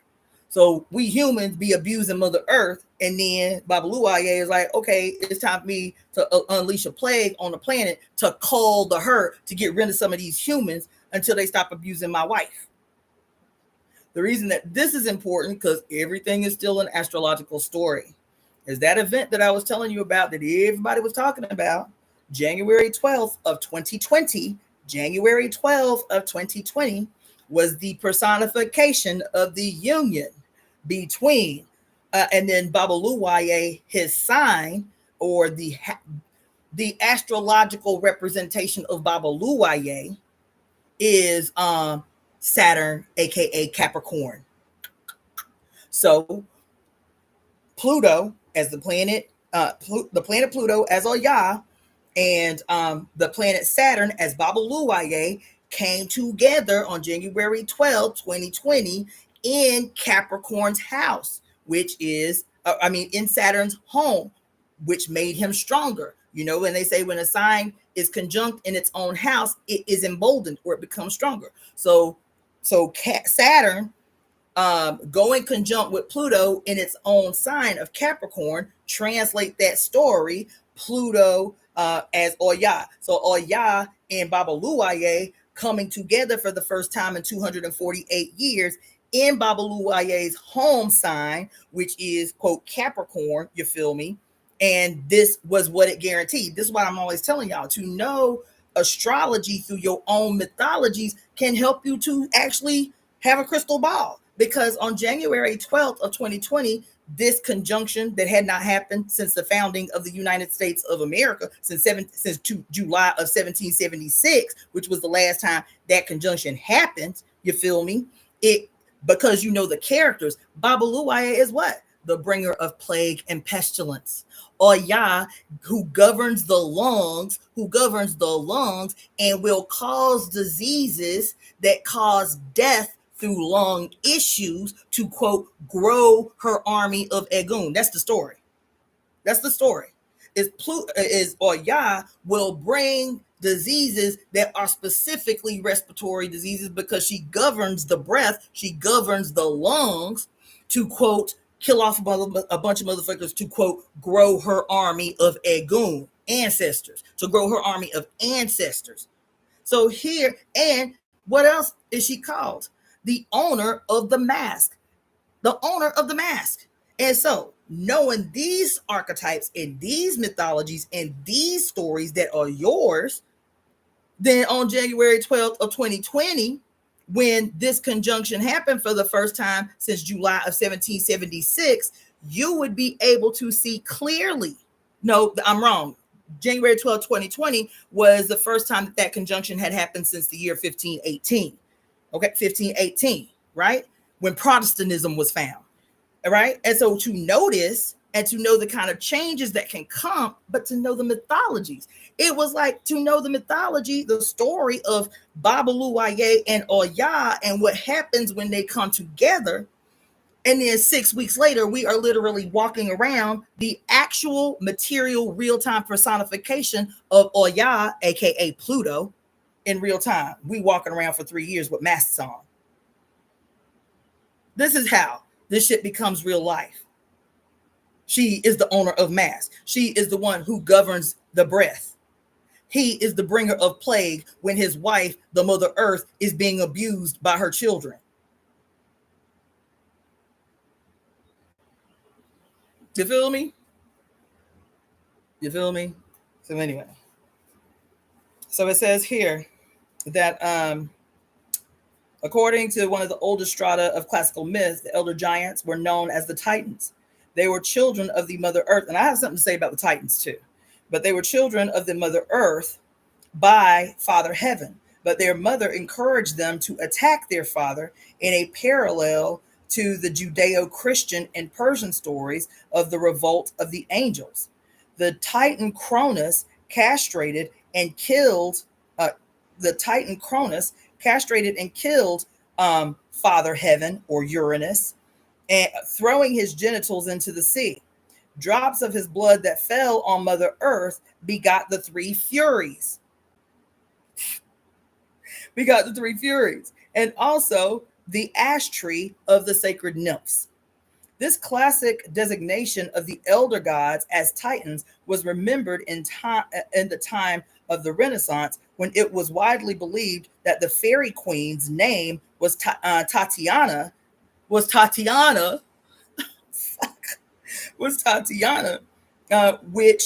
would have been a title of Mother Earth as the source of all the Titans. Fairies, however, shrank in size over the centuries until they were not only not larger than humans, but ever smaller and smaller and smaller than humans. Oh,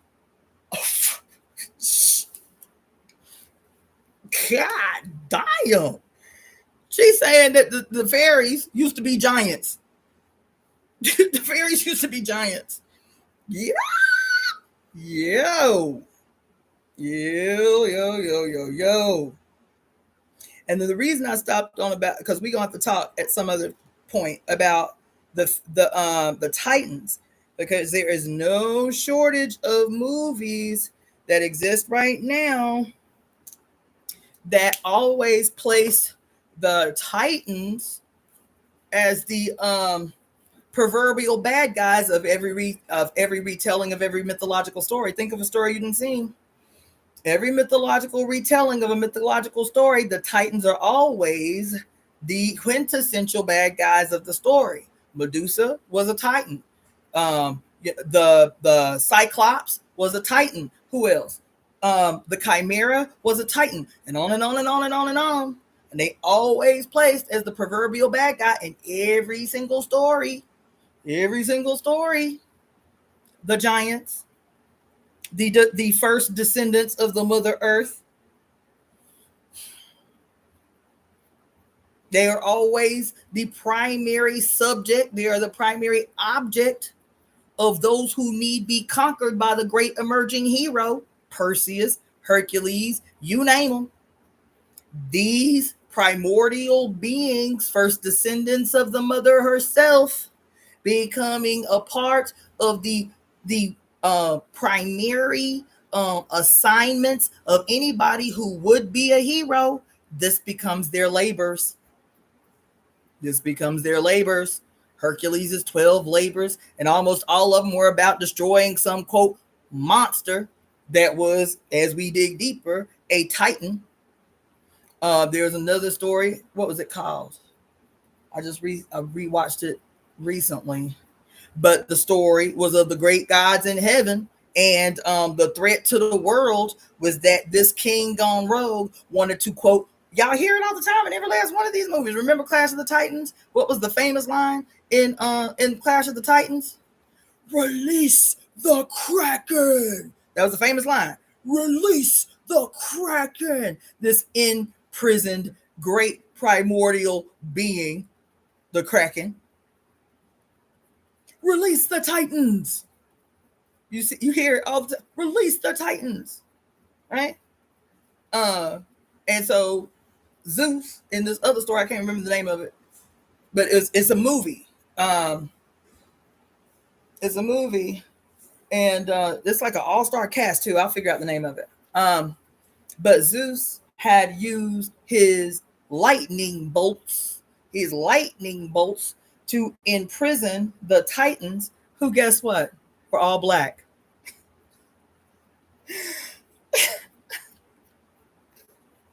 Y'all, you can't make this shit up. Zeus had used his magical lightning bolts to form a prison that was just multiple lightning bolts structured together to hold hostage for infinity the Titans. That the greatest threat to, quote, man's world was the release or the freeing of the Titans. And anybody who had possession of the magical bow could release the Titans. So this king was like, I hate the gods because they made my life hell and they killed my wife and kids. So no mercy. I'm gonna unleash the Titans on humanity, and they can be they have the power. They the only ones that's got the power to destroy the gods, the Titans that Zeus has had bound by his magical lightning bolts deep in the earth. You feel me? Deep in the earth, with a sacred temple to Zeus built on top of this prison that he made for them. Sound familiar? Sound familiar? How the church was notorious about finding sacred sites of the goddess and destroying the sites themselves, the temples themselves, and then erecting their church on top of what was a goddess worshiping temple. Sound familiar? So Zeus imprisons the great black Titan. I'm telling you, this is not no shit I'm making up. In this movie, the Titans are jet black, coal black, jet black, dressed in gold and jet black. Black as the night, surrounded on all sides by magical lightning bolts that form their prison. No, it wasn't Clash of the Titans. It wasn't Wrath of the Titans. It was another movie that centered Perseus. It's into Perseus. I'll remember the name of the movie and I'll put it in the comments or something. But it's not Hercules. It's not Clash of the Titans. It's something else. I forget the name of it, but it's not that. And baby, I was like, they don't. I keep telling you, they don't even have to fake the phone. They can tell you in your face what it is. These great white benevolent motherfuckers up in Mount Olympus, and they arch enemy is jet black and buried in the earth below a temple to Zeus that rests on top of their place of captivity. Isn't that what Mama Zobe told us in the book? In this book, The Sibyls? Isn't that damn near verbatim what she told us in the Sibyls in the very first chapter, in the very first pages about the Vatican, and how the Vatican, it was deliberately constructed of the massacre, constructed on top of temples, auricular temples of the black ass Sibyls that were murdered and buried in the catacombs that now rest below Vatican City underneath the Vatican. Isn't that what she told us in this book? Isn't that what she told us in this book? That what you seeing as the Vatican, you feel me, is resting on the buried bones of black ass Sibyls. Resting on, as a matter of fact, there's another show. What's the show called? I thought it was going to be corny, but it actually was very good. It was called Warrior Nun. Did y'all ever see that? It came out several years ago, 3, 4, 5 years ago. It was a series called Warrior Nun. I think it's 3 episodes. Warrior Nun. Did anybody see that? Did anybody see it? It's interesting. If you know how to watch the shit, it's worth a deep dive. I thought, like I said, the previews for it, I was like, this shit gonna be corny. I don't even know how I made the decision to watch it one day, but I watched it. And when I say I crack watched, I think it's 3 seasons. I crack watched that whole joint in about a week, maybe 2. I was like, oh, they don't have to hide nothing because they know that you are so detached from your origins, from your ancient memory, from your ancestral memory, that they can tell you in your face and you will not know they talking about you. We can watch a movie and root for the hero while Zeus is up on high in Mount Olympus doing his damn thing, and he and his temple that he has erected to himself is resting on top of the very real alive bodies of black ass titans. And we don't know they talking about us. When I say jet black, coal black, very alive, black ass titans draped in garments of gold. They can tell you to your face, baby, and you so oblivious you do not know they talking about you. In this show, The Warrior Nuns, this show, y'all, is crazy. it's what is wild beyond what you can imagine. That shit that I'm always talking about, that juxtaposition between spirituality and science, and how the language has to be able to cross over so you can actually see a thing for what it is when the spiritual jargon is removed and the scientific jargon is removed, and you just get the essence of the two and you see how they relate. This show was really the perfect personification of that shit. I was like, this shit is brilliant. It was brilliantly executed. But because the preview, they did look corny. The previews look corny. It probably didn't get anywhere near the recognition and the attention that it did because it was an excellent execution of that shit. Not only was it an excellent execution of that, this bridging the chasm between science and spirit, the other thing that it was excellent at doing is demonstrating, centering, but covertly the power of women and how it is always women's energy and essence that emboldens men. This is what they rely on, is women's essence and energy to embolden them. It was something else. It was something else. It was something else. I would encourage you, between the one that I'm currently on, the series Rome, and the freaking Warrior Nun, it might be some shit y'all need to get up in. Because the same thing that I'm talking about, this story of Babuluwaye as Father Sky and Ile as Mother Earth, giving birth to the first primordial beings that many point to as the evidence of the existence of giants on Earth. This show, the second season of Warrior Nun, and they pulled the coup d'etat that they pulled up in that, I was like, oh my God. Oh my God. But you won't be able to see it for what it is because you'll get caught up right here on the superficial presentation. But the language, the things that are said, the story, the ancient story that is told to explain the thing in real time, happening in the catacombs underneath the Vatican, I was up in here hollering. I was like, oh my God, did they actually say that shit? I was up in here tripping. But you won't be able to see it for what it is because of how it's presented. Child, that second season did the fuck out of me. It did me.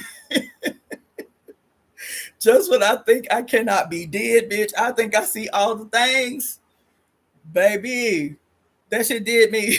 I was like, I am not seeing what I'm seeing. I ain't seeing what I'm seeing. That didn't, what the hell? That motherfucker just said did not come out his mouth. I know I'm not seeing what I'm seeing. When I tell you the audacity that they have, they can they don't have to do nothing. They can give it to you as it is, and your ass still will not see it. And the role you play in it. Oh, the show was good. I ain't gonna lie. It looked corny to me. Yeah, and they throw little corny shit in for the young people who don't know what they watching, because it's centered around this teenage girl who has this experience. And so they throw this shit is distractionary. Let me just tell you this. If you, from this moment on, anything that you watch, film, TV series, cartoons, anything that you watch, before you turn it on and you go in to watch it as your primary frame of reference and thought, that what I am about to watch, no matter how entertaining it is, because you can still watch movies and be entertained, but as the primary frame of reference that I'm going to witness what I am witnessing, is that what I am about to see with my eyes is a piece of propaganda whose primary intention is to maintain the world as it is. That the primary objective, no matter how radical it seems, no matter how awesome it seems, no matter how spiritual it may seem, no matter what the content is, that everything that I see with these two eyes coming out of this screen is a piece of propaganda whose primary purpose is to maintain the world the way that it currently is, with the few on top siphoning the very life force of the many to sustain itself. That's it. If you go into every single thing that you watch, be entertained. I'm entertained by shit. I'm not just critiquing everything that I watch, but when I go in deliberately understanding what it is that I am walking into, I cannot be subdued by the okey doke and the subtext and all the shit that rests between that's not intended for you. If you are a part of those many whose life force is being siphoned, something is attempting to be communicated to you differently than those who are the beneficiaries of this institution the way that it is. Something is being communicated. Many things are being communicated in this one piece of propaganda. And depending upon your worldview, depending upon your education, depending upon your understanding of human history, depending upon recognizing who you are within the grand tapestry that has been woven by your son, will have you better able to see those things that are harmful to you, so they don't imprint on your subconscious, which is what they're intended to do, to imprint on your subconscious and make you behave accordingly. They are meant to imprint on your subconscious and make you work against your own self-interest. That's what it's for. When I say that it's a piece of propaganda meant to maintain things as it is. That's how that shit comes out as behavior you can't explain. Things you do that are, quote, self-sabotaging. Why would you need a whole culture of motherfuckers who are constantly self-sabotaging? Because the self-sabotage benefits somebody else at your expense. So, do that.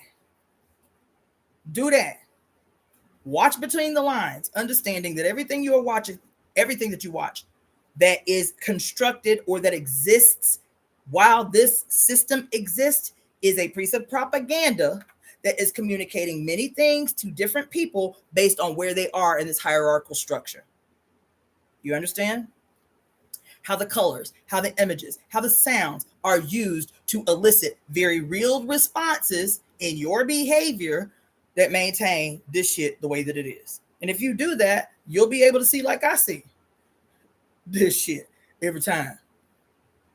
Every time. There ain't a movie where I can be like, okay, I'm just gonna watch some bubble gum for the brain and and get up out. That can't happen no more.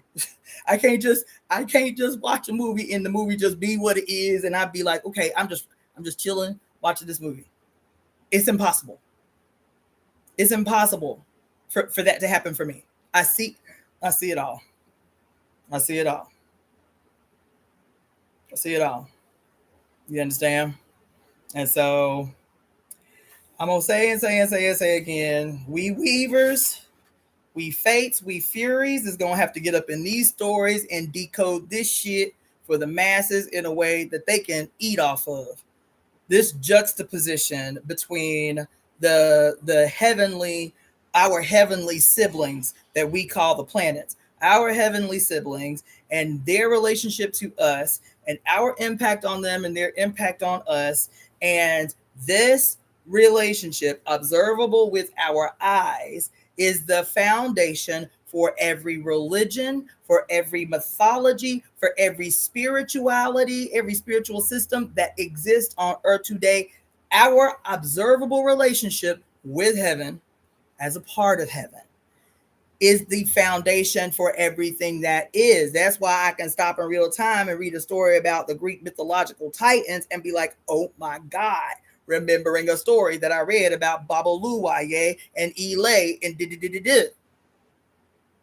Because when I think about Baboluwaye, I am thinking about the very real planet Saturn and the very real sign Capricorn associated to this expression of the same mythological character that is a story that we tell about this very real identifiable structure in the sky called Saturn and what happens in our lives on Earth whenever this great planet comes into a cipher with us. What to look for with people born under the sign, what to look for in terms of characteristics, character flaws, and character potentialities when a person, you feel me? So, now I'm done.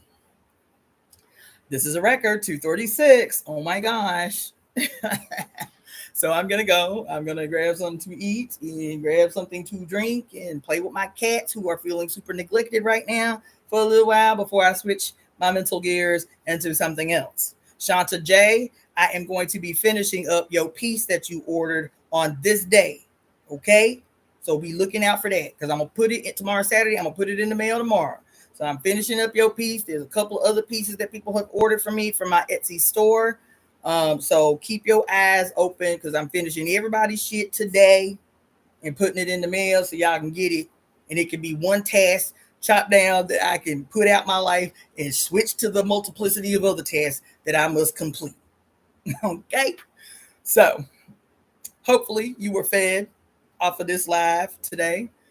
And I don't know what time I'm gonna go live tomorrow because I got some money that I need to make. Big time. It's rent time in a couple of days. And so I am gonna try to make some money this weekend. So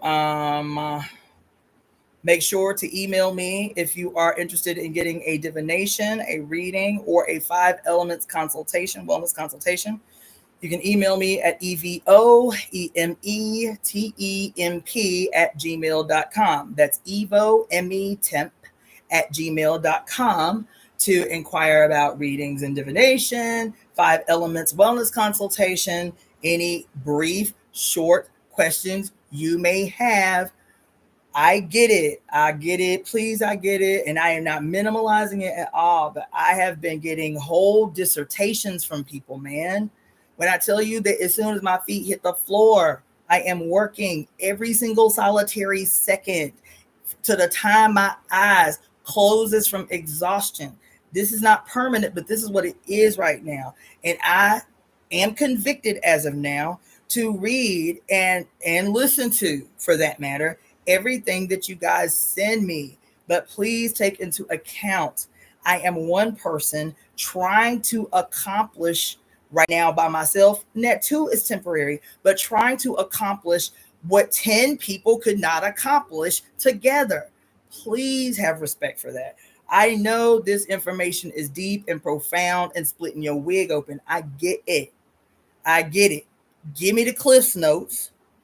Book a reading. There are people who have booked readings with me and didn't want me to pull a card from them. They was like, look, I want to talk to you. I want to have your attention and your ear for an hour. And I understand the value of your time. Hence, I will pay you for your time. But please don't. When I tell you whole dissertations I have been receiving. I'm telling you pages long emails from people. And then I feel bad and guilty and shit. So I'm like, let me go ahead and read it. But it's like, y'all. And I know too many astrologers who are actively having to say, I'm not going to read your emails. and at first I was like, damn, they ain't going to read nobody emails. It's like, look, there's 1,200 of y'all emailing me every day. I'm done stopped reading emails. So there ain't no point in even sending me. I heard too many astrologers say that. Pristine, very polite, British freaking astrologer saying, I'm sorry. I finally had to recognize my own limitations. So I'm just letting you know now, there is no point in sending me no email because I'm not going to read it. I don't want to do that. I don't want to be that. I don't want to do that. You feel me? My time is valuable and it's valuable while at the same time I'm still fighting like hell to make it make sense within the grand scheme of what is me trying to keep myself secured in the world, but rent paid and this, that, and the other, where it's not always the thing that's in my mind and still being able to do what I do. So it's not a critique. It is not me beating you up or making you feel bad. If you're one of those ones who have sent me a dissertation, know that I have read your dissertation up until this point. I done read everybody's dissertations. One woman sent me a 13-minute long voicemail. 13 minutes. 13 minutes. Y'all, this is my time.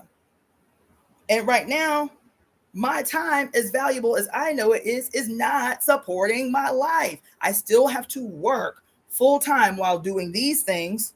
That is the temple work. It is the absolute attempt to construct an institution that can set a path for people to plug into when they have been betrayed in every other spiritual space, when they've been betrayed by their political organizations, when they've been betrayed by their politicians.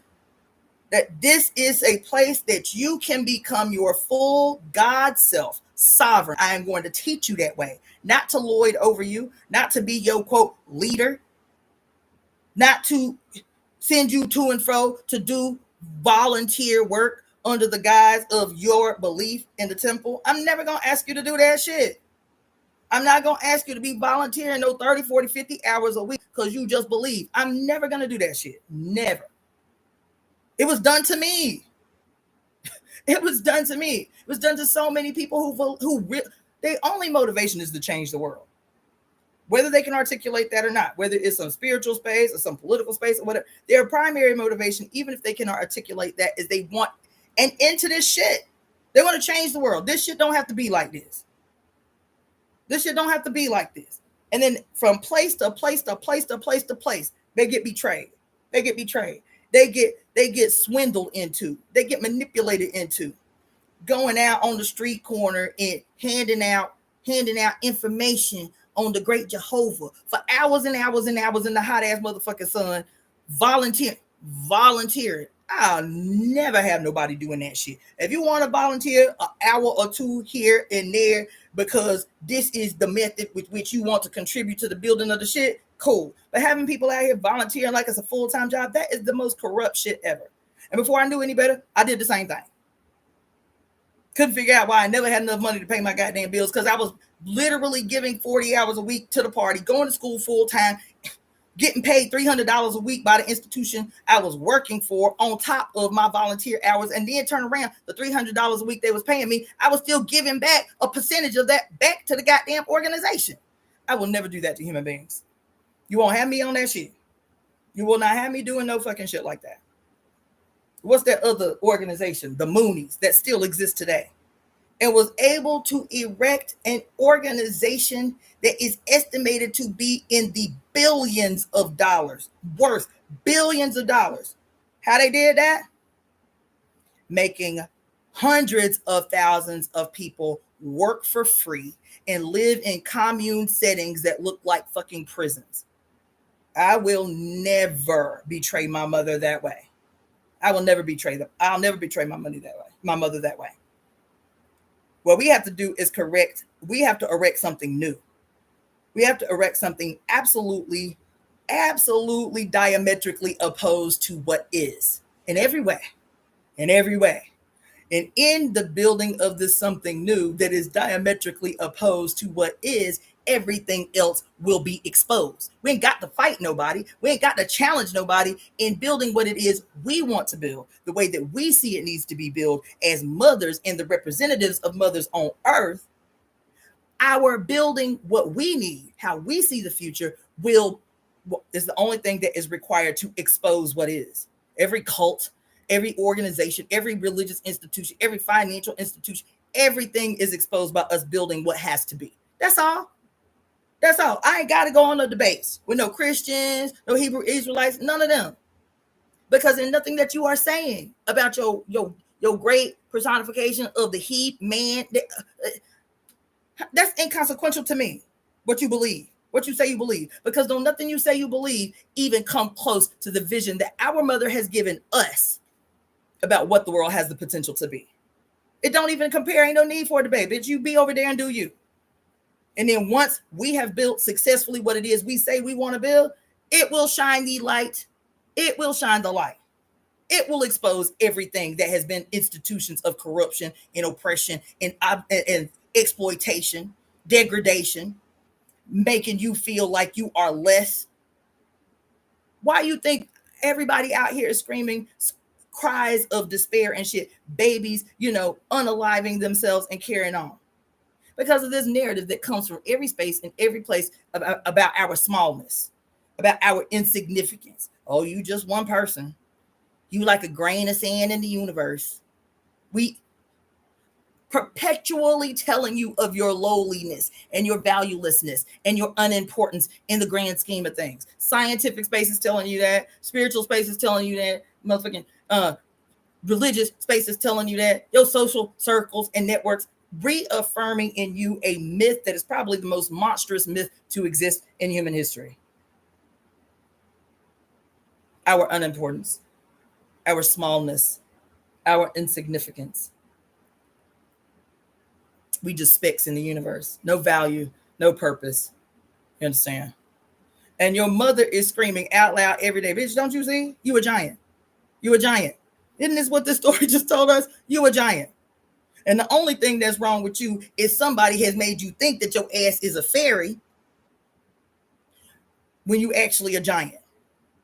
You actually a giant. And what else did they say? It is only when we go back and center ourselves the way the giants did in a relationship with what they say right here? Hold on, what they say right here? Right? It is only when those of us who want to live long ages and become of enormous size, this might mean just enormous size in stature and character. You understand? In recognizing our true importance. It says the giants, the tradition was that the reason that they lived to be enormous sizes and enormous ages, like the mythological Methuselah, who lived to be 999 years old, you feel me? Is because the only reason was because long life and enormous presentation was a direct gift of the goddess, because they centered their life what? In her blood. In her magical, mystical blood that first formed everything that is and gave birth to the universe itself. Her blood did that. And as soon as they severed their relationship with the blood, as soon as they severed their relationship with their mother, they became small and insignificant. As soon as in that smallness and insignificance, they raised the son up to be greater than their mother. They erected a mythological figure in human history called the father. He was mythological. The son always was primary. No father can be a father without first being a son. Who is he a son to? His mother. There was no father. There was the mother and the son. There was no father, baby. There was a mother and the son. Do you understand? And the father is the personification of the son gone rogue. The father is the personification of the son gone rogue. He who sees himself outside his mother. He who sees himself as greater than his mother, the father. You understand what I'm saying? And so you giants, I done talked about this even when we're talking about the pathologizing of rebellion. I spent a whole life talking about the pathologizing of rebellion. The pathologizing of rebellion. Why? What's its origin in? Your Bible. Because what does your Bible say before psychology even existed? Before psychological analysis even existed? Before philosophy even existed? What existed? Your Bible. And what did your Bible tell you? That greater than anything else, rebellion is as the sin of witchcraft. That's why you had to have a whole frame of thought and school of thought that emerged off. That is its foundation. You want to know what the foundation of psychology is? You want to know what the foundation of the philosophy of the psyche is? Do you want to know what the foundation of your ass being pathologized for every uncomfortable feeling you are expressing? Because it's still based in that biblical ass bullshit that says rebellion is as the sin of witchcraft. And so now, instead of, quote, lynching the witch or hanging the witch or burning the witch, now they pacify the witch with medication. They give you a pathological explanation for your fucking rebellion, for that giant locked inside of you, always attempting to escape, for that motherfucking titan held in prison in the deepest chambers of yourself, while a godhead has been constructed in your consciousness, the white male god in the sky, who live in the throne of your skull. Now a white Jesus live in the throne of your skull. Now a white God with white hair and shit in a white heaven lives in the throne of your skull, and your radical giant self is submerged and held captive, and you call it your shadow. My shadow is always wreaking havoc on my life. Your shadow, bitch, is your giant always trying to make a break from this shit. Your shadow, bitch, is the one that you have participated because of your conditioning and the erection of the Godhead in your own skull, sitting in the throne of your skull, governing your God on earth, that according to Chinese medicine is what? Governed by your heart. But your heart is dead. Your heart is cold. Your heart has concretized the cage through which this giant is always trying to make a break. You call it rebellion. You call it ADD. You call it schizophrenia. You call it shit. You call it psychoses. You call it psychopathy. You understand? You call it manic depression. You call it bipolar disorder. You call it schizoid tendencies and shit. You call all the names that you have allowed someone in a profession that was erected directly from the white male biblical understanding that especially in a woman, because these fields of psychology were erected on the bodies of women to pathologize the natural inclination and wilding witchy ways of women. That's how the whole school of thought came to be. And so what happened then? In the early stages of the great philosophers and the great thinkers of the Enlightenment, and this and this and this and this and this and this. Anything that stood outside the norm that the Bible had taught them. The Bible had taught them what the standard of normal was. And so it made sense that even as they was evolving, they were still evolving through the lens and the worldview of the great white patriarch in the sky. And since women are naturally just erotic and sensual and like the way our body feel when we get rubbed on and shit, every single solitary thing that we did becomes pathologized now, not as the signs of being a witch, but now as a sign of you being mentally ill. Oh, it's not witchcraft. These antiquated Christians and Catholics over here believing in witches and ghouls and goblins and demons. We of the Enlightenment, we great thinkers of the Enlightenment now know that these are just the mechanizations of some chemical imbalance and disharmony in the brain, and we can cure it by doing frontal lobotomies exclusively on women. We can cure this shit.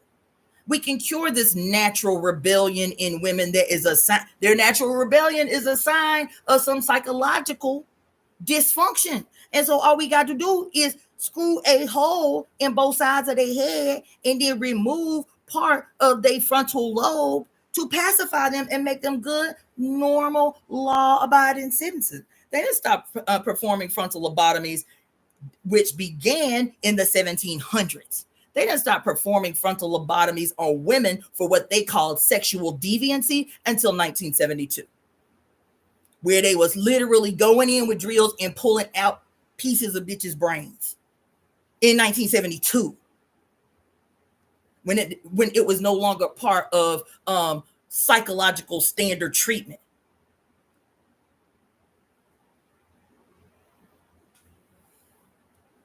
So it's not enough. It's not enough for these Negroes and these weirdos and preachers and goddamn churches to be talking about witches and the signs of witchcraft and all that ooga booga ass shit. It's not enough.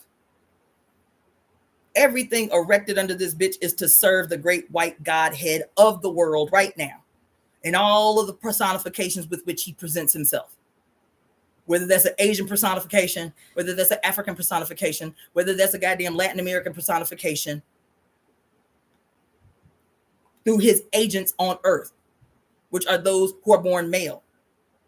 Whether they are conscious agents or whether they're unconscious agents who are moving in the world through their goddamn conditioning that further separates them from their mother and her representatives on earth. That's it. This is the world. This is the world. That's why we have to know science. I don't ever want to hear no other woman tell me, you know, I know what you're saying. It feel right, but I just don't study the history. I don't really want to study the history. Get your life right. Get your life right. Get your life right. We have to understand it all, even if it's a minimal understanding. I'm not telling you that you have to be me. You don't have to go into wormholes the way that I do. I go into wormholes so I can simplify this shit for you. I do that. I do that work so you don't have to. I do those things so you don't have to. I'm trying to get all the shit that's been kept from us and condense it, consolidate it, and make it present it in a way and in a language that you can eat off of it and run with it. And it have an immediate impact on your life, on your daily actual lived experience. Not just in your head. Spirituality is not in your head, bitch. Spirituality is in your flesh. It's in your blood cells. It's in your DNA. It's in your ancestry. It's in your potential progeny. It is the material world, spirituality.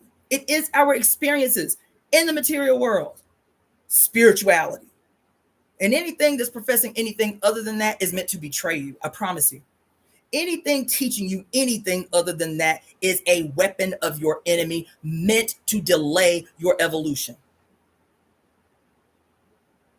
Meant to prolong the imprisonment of your giant fighting like hell to be free.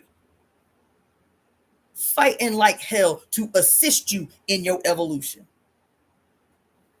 These motherfucking stories can sit up here and tell us about a great white guy in the sky flying to and fro and here and there and shit, while he and his magical, all benevolent self got black ass titans buried in the earth below him, and you are so detached from yourself you cannot see. This is a metaphor for the giant that is you, that you have been participating and holding hostage because of this great white guy you got trapped in your motherfucking skull. The giant is you, bitch. The titans are you, fighting to restore their mother to her rightful place. Because who is the titans? The original, primordial, all-powerful first offspring of the mother when she was free, when she was sovereign. The you that is being caged by these, quote, scientific institutions that you have elevated to religious status. Your goddamn preacher was replaced by the psychologist, bitch. Have me tell her. You broke free from your Christian institutions only to be sitting in a motherfucking psychologist's office every week because you can't even live life without seeing your therapist every week. You have replaced the priest with the psychologist. You have replaced the preacher with the therapist. All pacifying you, while at the same time condemning you and pathologizing every hint that they see as the evidence of the great giant you attempting to make a break with this bitch. And what is the origin of them all? The biblical internalization that anything that is outside the norm of this very small and rigid norm identified by the great white, invisible, aloof motherfucker in the sky, who is threatening your every existence, your every action, your every thought, your every pleasure with a lake of fire for which you will burn forever and ever and ever while demons eat at your guts and shit. But he loves you, you feel me? And so the foundation for all of this shit, you have me tell it, is that one scripture. Rebellion. How do you keep a whole group of people slaves? You use the Bible. Well, the great divinely scripted Bible says that rebellion is the sin of witchcraft. And if you commit the sin of witchcraft, you're going to kick the doors of hell wide open and punish and writhe in agony forever and ever and ever. So I guess I'm just supposed to be a slave then. I mean, I guess. You feel me? Rebellion is just the sin of witchcraft. And how something as simple as that can be the foundation for a whole several goddamn generations of human beings never challenging the system, never challenging the state, never challenging their existence, even though something in them is telling them this is wrong, this is not the way it's supposed to be. And then you turn in on yourself because of your conditioning and say, I must be bad. I must be inherently evil or bad because I'm having all these thoughts that the Bible say is wrong. The Bible say is wrong. Slaves, obey your masters that your life may be long.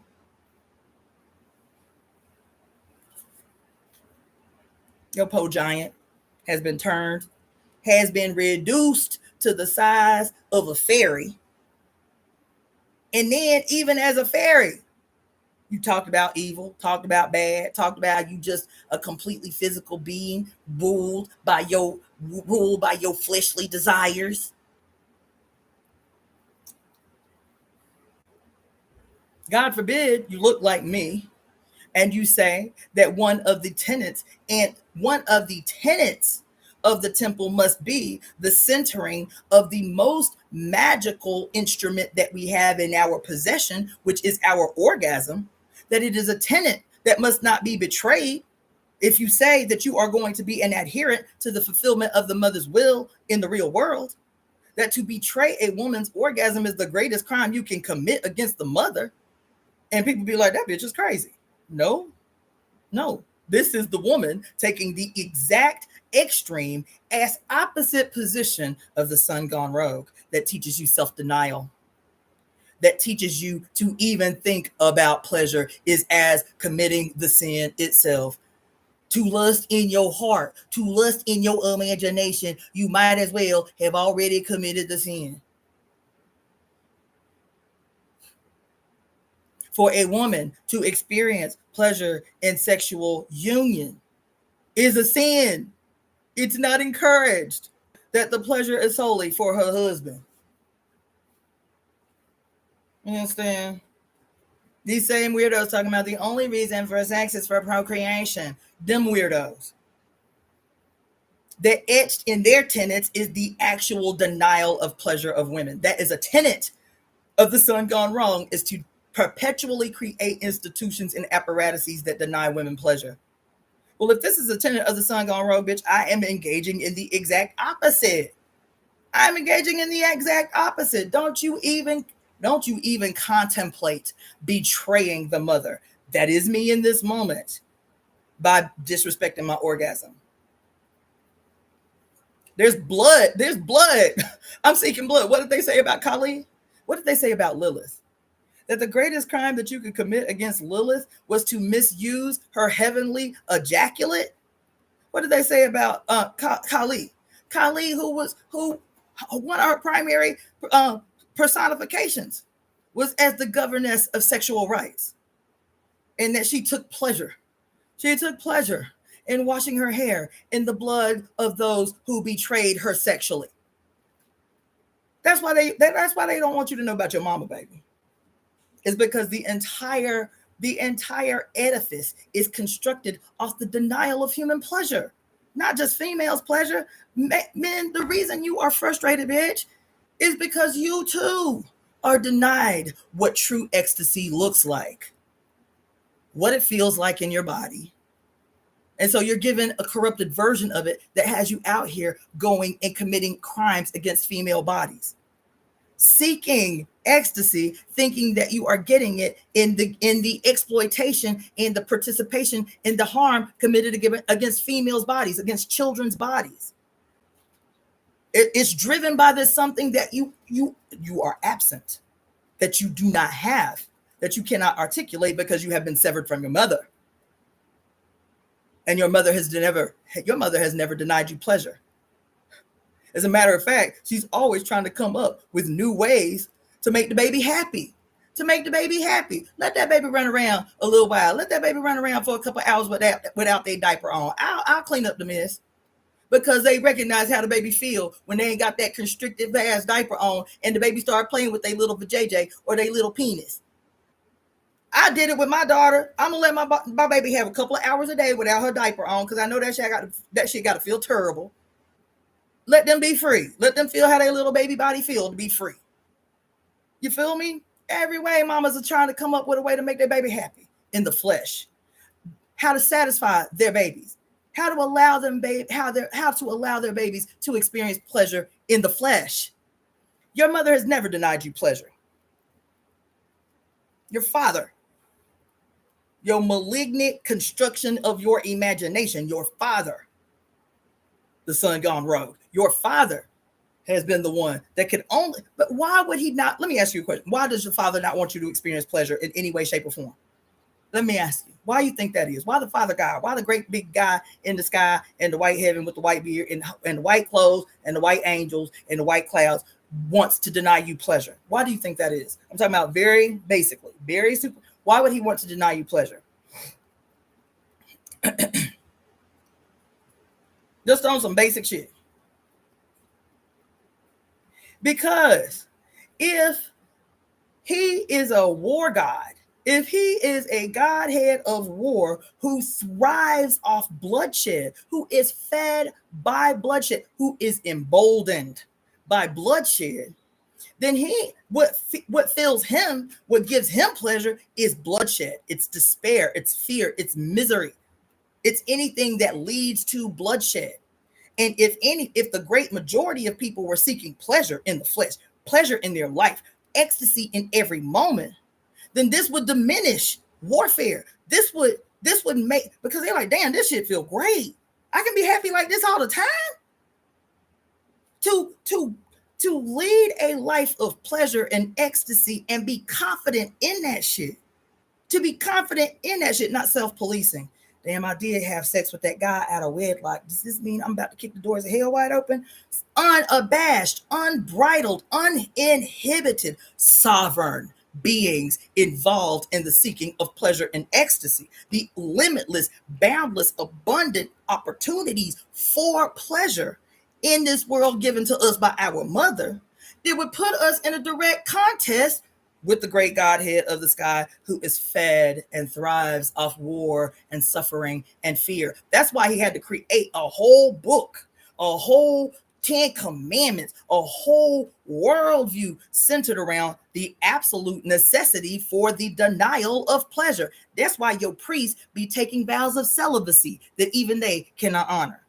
That's why your yogis and your gurus be slashing themselves or walking on hot coals or all this type of terrible shit meant to cause pain to the senses, is because in their mind, the more I can harm the flesh, which is female, the more I can harm the flesh, which is a remnant of my being a byproduct of my filthy mother, the more that they can harm the flesh, you feel me, the more that they war God in the sky sees that they are willing to deny themselves pleasure to get closer to him.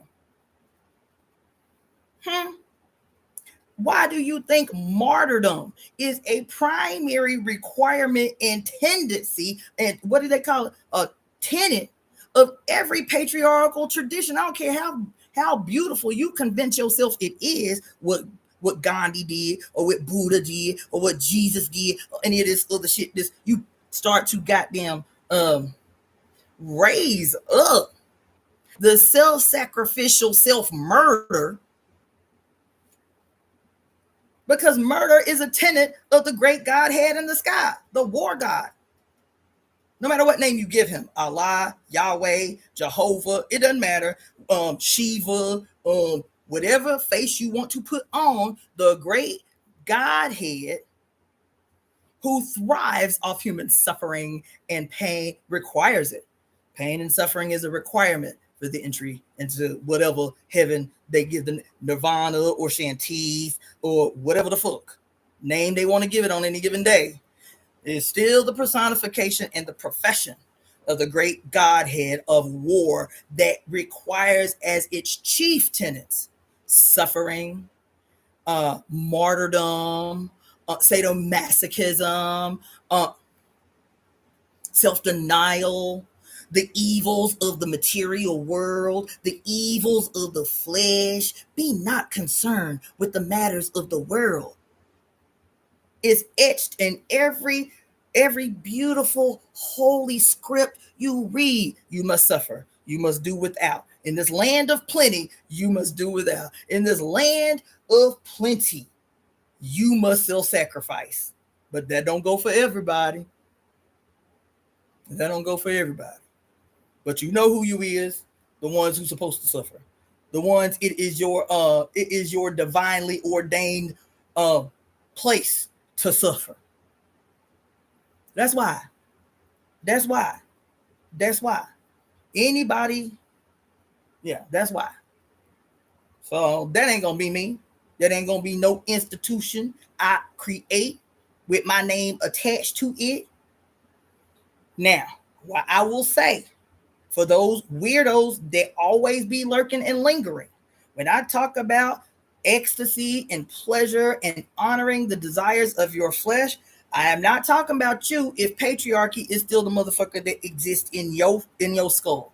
Because that what you desire and what you seek as pleasure and ecstasy is still some male-centered, patriarchal-centered, war god-centered malignancy, and that is what drives your unique and peculiar and malignant desires.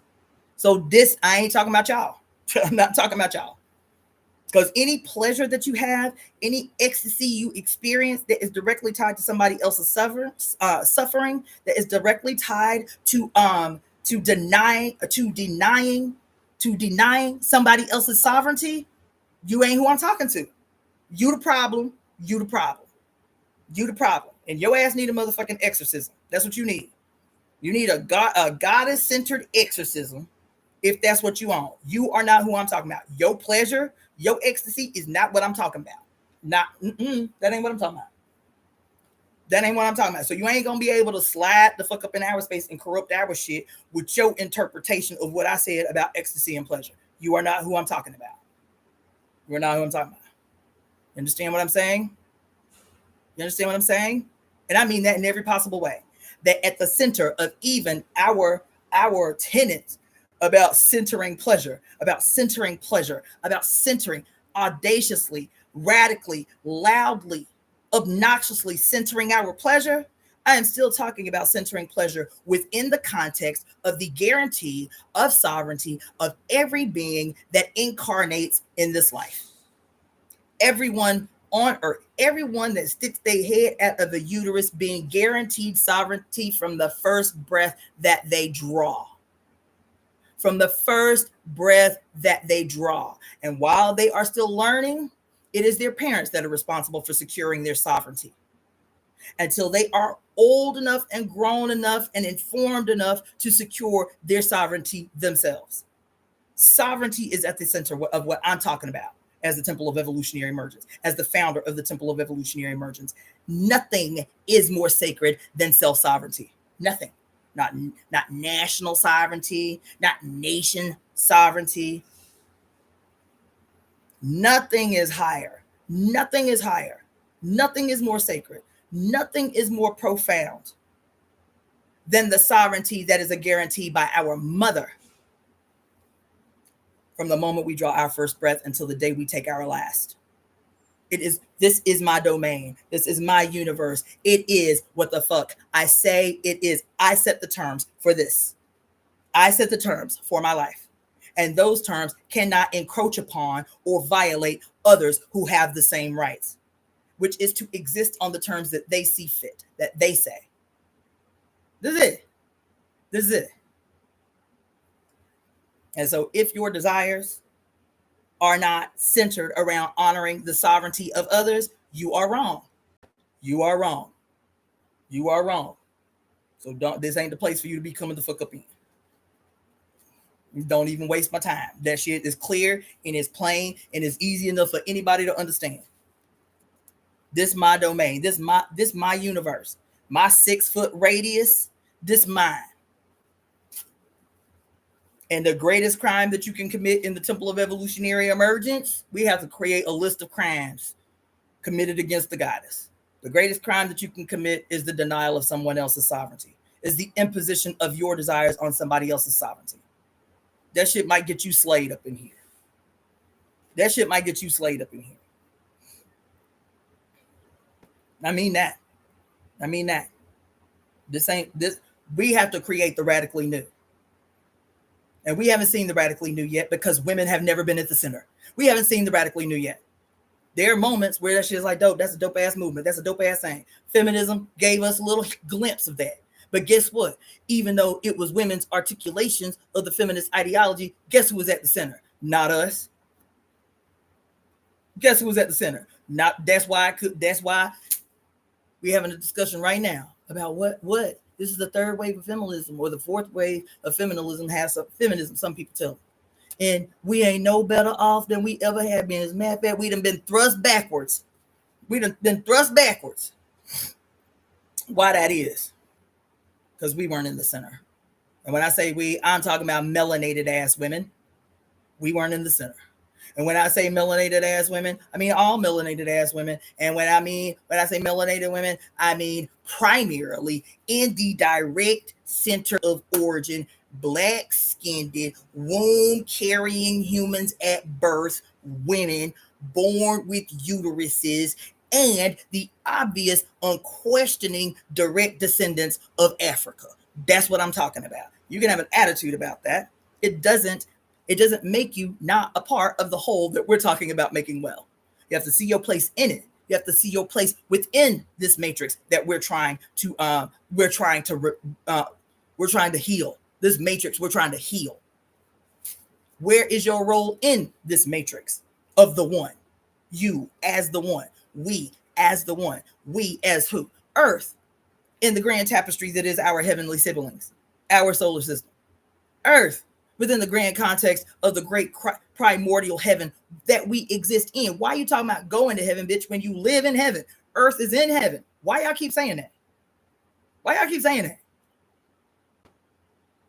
Why y'all keep talking about yourselves and your earth and your planet and your mother as if you are separate from what you are observing all around you?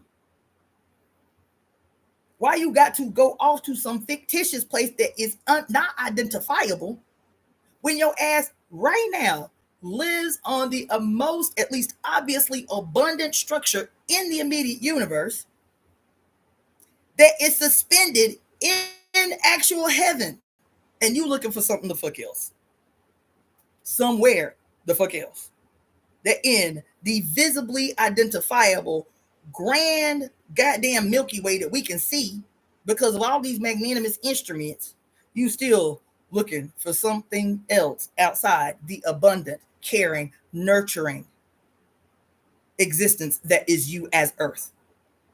You aren't apart from her. You aren't just some entity posted the fuck up on her. You are her, the Earth. We are her, the Earth. Singular. Singular. So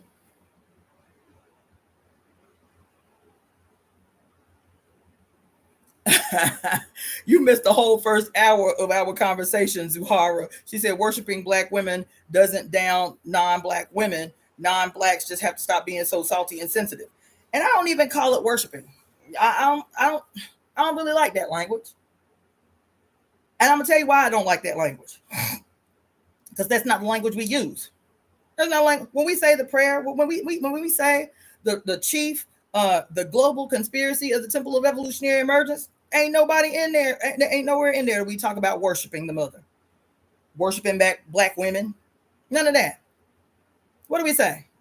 We are saying that we are conspiring on behalf of the whole made well. Why do we say that? Why do we say that we are conspiring? We are speaking out loud together, all of us, all the varieties of us speaking out loud together, conspiring on behalf of the whole made well. How do we end every conspiracy that we speak? It is as we say, because Mommy and I are one. I am not apart from her. And if I'm not apart from her, it means I'm not apart from you. We are a singular understanding, the earth, the body of the earth, which includes everything that exists on and in the earth. This is what it means when we say Mommy and I are one. And when something has gone wrong, when the one has become disharmoniously imbalanced like the yin and the yang, then it is we as a part of the earth, as her, she as us, and we as her, to come together to articulate and understand scientifically and spiritually and all the things what has caused this imbalance and what it will take to resolve it, to bring the one back into harmonious union with itself. With itself.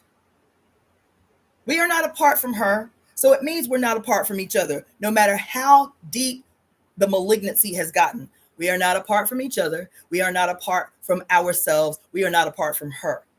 And so when I say Mommy and I are one, and I ask you guys to say Mommy and I are one, we have to be clear in our articulation of what that means. We do. And so when I, as a doctor of Chinese medicine, understanding how this ancient philosophy translates in every area, politically and economically and all the things, And I'm saying that in the treatment of the harmony of opposites, when the harmony is now off in the opposites, and you have to treat with your opposite. If we're saying now that what we're experiencing is the peak personification of the sun gone rogue, and when the sun goes rogue, all it can do is destroy. That's all it can do. That is the natural inclination of yang, is destructive if it is not what? Anchored and guarded by its mother, the yin, right? And so we see the personifications of this everywhere. The sun going rogue. Want to explain the hole in the ozone layer? Want to explain climate change? Want to explain the destruction of the earth and the killing of the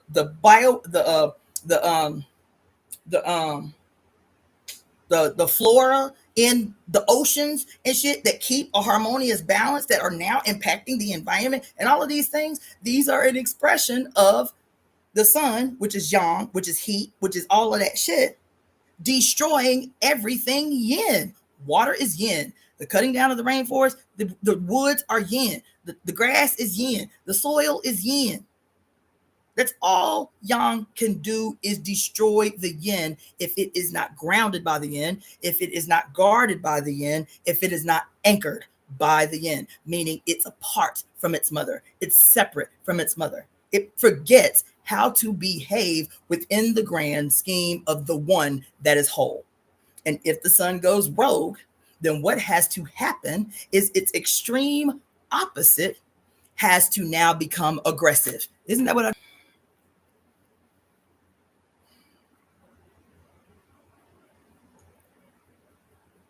And in your political activism that is peculiar, save the whales, whatever, it's not centered around a discussion and an understanding that it is going to be the mother. It is going to be the yin. It is going to be the utmost yin. What's the utmost yin? The jet black. What did I say? According to yin yang theory, utmost yin is, it is midnight on a black moon, on a new moon, meaning no yang present.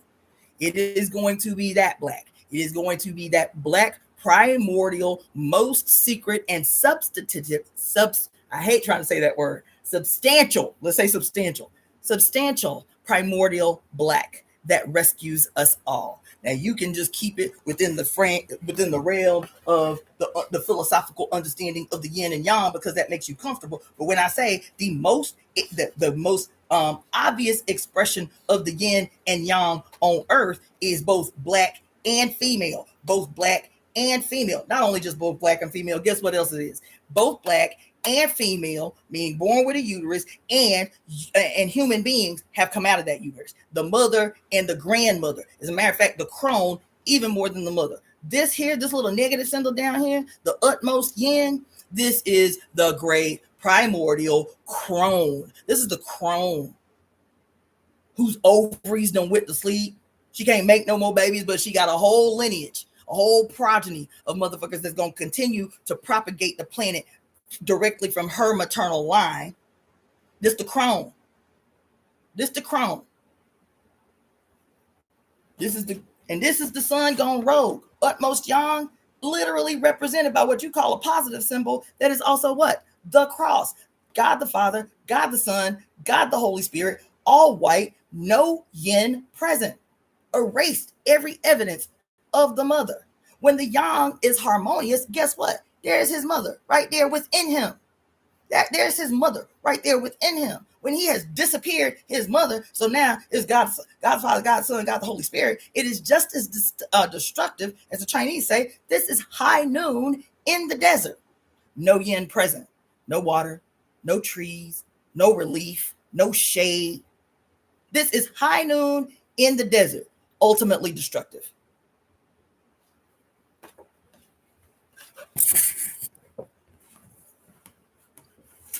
It's the reason we say, even in this most recent conspiracy, we say that we embrace the dark. We call the dark. What else did I say in that conspiracy? Honey, we control the light. We control the light. We control the light. Why we got to control the light? Because the light is what has been leading. The great white sky, the great white God, him, his son, and his invisible spirit. God the Father, God the Son, God the Holy Spirit. And y'all, even though y'all swear y'all radicals, y'all swear y'all witches, y'all swear y'all spiritualists, it don't even have the basic understanding to understand why you need to stop praying for the motherfucking light, bitch. Doing sun salutations and shit. What? Why are you doing sun salutations? I'm asking a real ass question. It means you do not know these philosophies, first of all. These philosophies that you faking from because you took your yoga class and you have a master and my guru and all of that shit. It means you don't understand these philosophies. It means you don't. Why are you doing sun salutations? Those of you who walked with me when we talked about from Barbara Walker's Women's Encyclopedia of Myths and Secrets, and she talked about, and I did a whole live called Resurrecting Sacred Prostitution. Why y'all doing sun salutations when the sun, and I mean the S-O-N and the S-U-N, is wreaking havoc on your everyday life? The personification of God, quote, the personification of the sun that rules this period is the same personification in yin yang theory that teaches you that when the sun is at high noon in the desert, it is its most destructive. And here y'all is. This is the period politically that we're in. This is the period spiritually that we're in. This is the period religiously that we are in. And y'all steady praying for the light, worshiping the sun, doing sun salutations to welcome the sun. What did she say in Sacred Prostitution? She said it was the holy whores. The reason we say our, H-O-U-R, our, H-O-U-R, is literally fashioned after the stories of the holy whores, the sacred harlots in the temples of ancient Egypt who guarded the hours of the night. Why you ain't doing a salutation to Set, motherfucker? Why you ain't doing a sun salutation welcoming the night? Welcoming the moon from the relief of the sun gone rogue, beating down on your head philosophically, spiritually, religiously, environmentally, politically, socially. Why you ain't doing salutations to your mother when the sun makes his descent into the underworld every day? So, you understand? So, what do they say? As above, so below. As within, so without. Everything that I'm telling you is the absolute scientific personification of this philosophy that you reduce to something very simplistic. Everything that is happening in the heavens, especially among our siblings in our solar system, is exactly mirrored all the way down to the anatomical structure of the atoms and cells in our own bodies. We are one. That's what that means. That's what that means. You understand? So we say what? We embrace the dark. We welcome the dark. We call up the great primordial dragon and serpent asleep in the center of our mother's belly. That's what we say. What do we say? We don't pray to the light. We pray to the light. We pray for the light. We don't do that. What do I say in that conspiracy? We control the light. We control the light. Why? Because yin yang theory says what? Yin yang theory says this here, this black, this great primordial black is what gives birth to the light. Is what gives birth to the yang. Is what gives birth to the light. This is a harmonious reciprocal relationship. The mother gives birth to yang, and in return, in gratitude to his mother, in respect to his mother, in adoration to his mother, he uses his energy to invigorate and energize his mother, to embolden his mother. Not to subdue her, which y'all have done, men, males. You have been using this energy to subdue your mother. And you can't figure out, like, no matter what you do to women, no matter how many women you run through, no matter how many women you subdue, you still feel empty inside. You still feel cut off from true love. You have a memory of it because your mama loved you. Your actual mama who gave birth and you lived in her motherfucking body for 9 months. She actually loved you and you have a memory of it. But your father, your archetypal father that sits in your skull has told you that once you get a certain age, now it is your primary purpose to separate from your mother and subdue women, to slay women, to manipulate women, to betray women. This is how you make manhood, is to sow your wild oats, leaving a trail of broken spirits and disempowered women in your rear view mirror. And you cannot understand why you are psychotic. Why no matter what you do and no matter how many women you sleep with, you still feel empty and lost and can't give word to it, can't give articulation to it. This is why. This is why women don't trust you. This is why you mad, because women don't trust you. Well, I'm not like the rest of them. We don't know that, because this is your legacy. This is what y'all have collectively done. This is the legacy that you have sown in your compliance, in your adherence to, in your obedience to, your blind, unquestioning obedience to a mythology called the Godhead of War, aka the great father god of your imagination. And his chief requirement is that you subdue your mother. That's his chief requirement, is that you cause your mother harm. And anybody who is a reflection of her, meaning anybody born with a vagina, anybody in their proximity to the feminine. So even all of those others who may present as feminine, trans people. And so you revile them all, because what you are doing is you are executing your father God's will, which is to harm anything that can even come close to the proximity of the mother in the flesh. So you use your penis as a weapon, because that's what you are taught. That's what you are taught, is that your penis is a weapon to be used against those who would dare challenge the Father God. That's what you've been taught. That's what you've been taught. And you suffer for it. You suffer for it. You suffer for it. You suffer for it. You feel me? Anyway, now I'm gonna stop. But I think I'm gonna do this regular. This finding a word from our great biblical texts, the 4 books that I mentioned at the opening of this thing. You feel me? And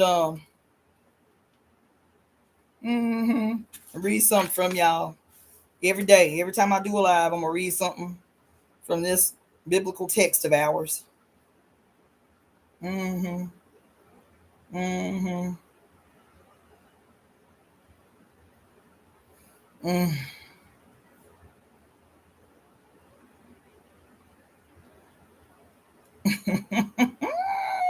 gonna read one more and then I'm gonna go. I have to. Y'all can leave. I know I'll be up on here, but the last one I'm gonna read is the Furies, since I mentioned them earlier.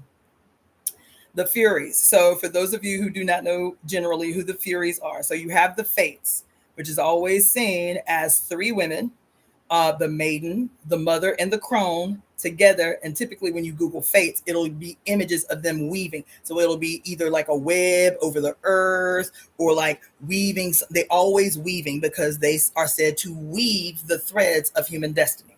That each thread that they hold in their possession is a representation of a human life. When they are born, what they do in their life and what their destiny is, and when they die. Okay? So that's the Fates. Whenever the Fates, and who were considered, at least in Greek mythology, the chief governesses of justice in the world, that even the gods themselves were fearful of the judgments handed down by the Fates. When the Fates made a judgment, so if you have done something bad or wrong in shit, depending upon the gravity of this wrong act on your behalf, the Fates will issue a judgment. Once the judgment is issued and the punishment is established, the Furies come into the scene, which are also 3. The Furies come on to play to execute objectively. They don't have no opinion about what's been done. All they know is they trust the decisions of the Fates, and whatever the Fates say the punishment is, they go and execute that shit ecstatically. That's our job. Is we just here to execute the judgment. You feel me? That's the Furies. Now, If you want to juxtapose this again to some other philosophical, mythological story, then we have been talking at length for some time about the Iami, and the Iami Aje Osorongo, or the Iami Aje in Ifa tradition. These three personifications, which are actually 6 and 3, these 3 personifications is the same. This story that I'm talking about to tell y'all about the Furies and what I just told y'all about their relationship to the Fates is the same as the Iami. The white Iami, the red Iami, and the black Iami are based on the severity of of the crime that you have committed or the wrong that you have done. The white Iami being the most gentle and does not have the power to kill.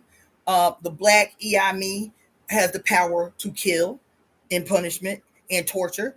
The red Iami, which is the most harsh of all the judgments, has the ability to kill and to consume flesh. So what this translates to, at least the way I was taught in Ifa as a devotee, is that when it is to kill, or when it is to just pay in judgment, like the white Iami, right? But when your crime is bad enough that the red Iami is brought into play in terms of your in terms of your punishment, and how she has the ability, or she has been ordained to feast on humans' bodies, this shows up as like cancers, right? Like tumors that radically spread in your organs. This is seen as a punishment of the red Iami.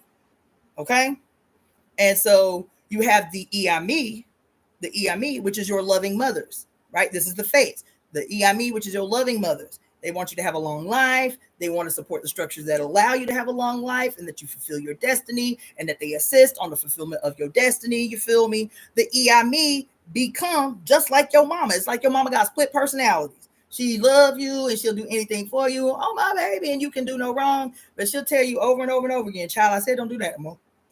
How many times I got to tell you not to do that no more? If I have to tell you one more time, now I'm going to pull out my cooking spoon, or I'm going to pull out my switch. And then when you do it again, because you steady trying boundaries, you feel me? She keeps saying she going to spank me. She ain't going to spank me. She ain't going to do nothing. And you do it again, and you see that moment where loving, nice mama that done gave you all the chances flip the script, and her eyes look crazy, and her breathing done got wild. You feel me? And that look she give you, you know, oh shit, that's the moment. That's the moment. And then she pull out her little cooking spoon or her little switch and start tanning your little legs. That's the Iami. That switch that the mama made, that's the Iami. They're the same. Our mothers, they're the same. One is the great, benevolent, nurturer personification that is our mothers. And when you do just enough to get just enough on her nerves, she switch to that other personification, which becomes the Iami Aje, the witch, the Aje. That's what Aje translates to. The witch, the mother witch, the Iami Aje. And depending upon how severe your disrespect and infraction will depend upon, will make the difference between the white Iami, the white Aje, you feel me, the black Aje, or the red Aje that comes out to be your disciplinarian. This is the story. And it exists damn near everywhere with different mythologies attached to it based on the culture of the people. Okay? All right. So the Furies.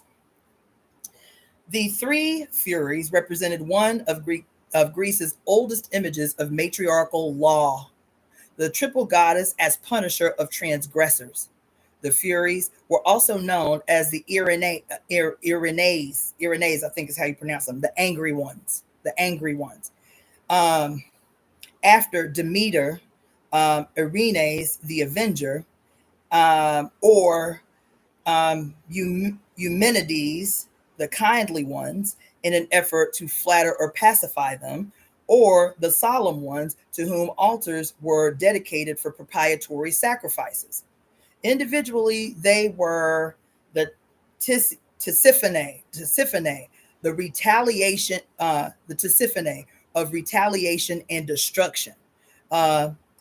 Megara, which I told y'all was in the movie, the cartoon Hercules. Megara is a character in the movie, and I didn't even know she was a goddess until I read this. Megara who is the one who holds grudges, and Alecto, the unnameable. They were older than all the gods. As relics of the matriarchal age, they recognized no principle of paternity, but punished only those who sinned against kinfolk in the matriarchal, in the maternal line. You hear me? They recognized no principle of paternity, but punished only those who sinned against kinfolk in the maternal line. The Furies pursued Orestes for having committed matricide. He killed his mother, the one unforgivable crime under the old law. Do y'all hear what I just said? The only unforgivable law in the only unforgivable crime under the old law. What's the old law? The mother's law. The only unforgivable crime in the old law was to kill one's mother. Orestes killed his mother. It was believed that the blood of a slain mother. Listen, y'all. Listen. It was believed. God damn. Oh. Oh. Oh.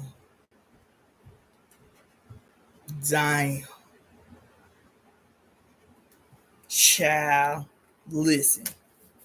It was believed that the blood of a slain mother called down the Furies' wrath upon the criminal automatically. Orestes bit off one of his fingers in an attempt to absolve himself of blood guilt. Of blood guilt. Damn. Damn, damn.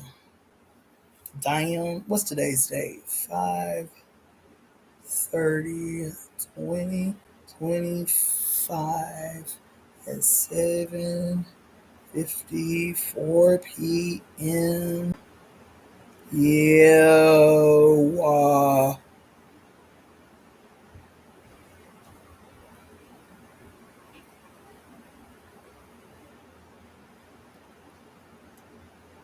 Damn. Okay. He said he bit off one of his fingers in an attempt to absolve himself of blood guilt, a custom that is still common in some parts of the world, and left it at the so-called finger tomb, surmounted by a finger of stone. Sophocles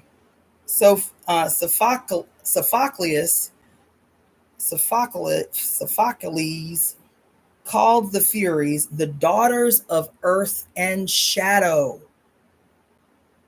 He called the Furies the daughters of earth and shadow. Asclepius called them the children of eternal night. The children of eternal night. Either epitaph made them offspring of the female spirit of primal darkness at the creation and linked them to the primordial concept of the mother's curse, whereby the goddess inevitably ended each life that she brought forth. Some said the Furies were monsters with gorgon-like snake hair, black dog faces, and bat wings. Others said they were stern but beautiful women carrying scourges and swords.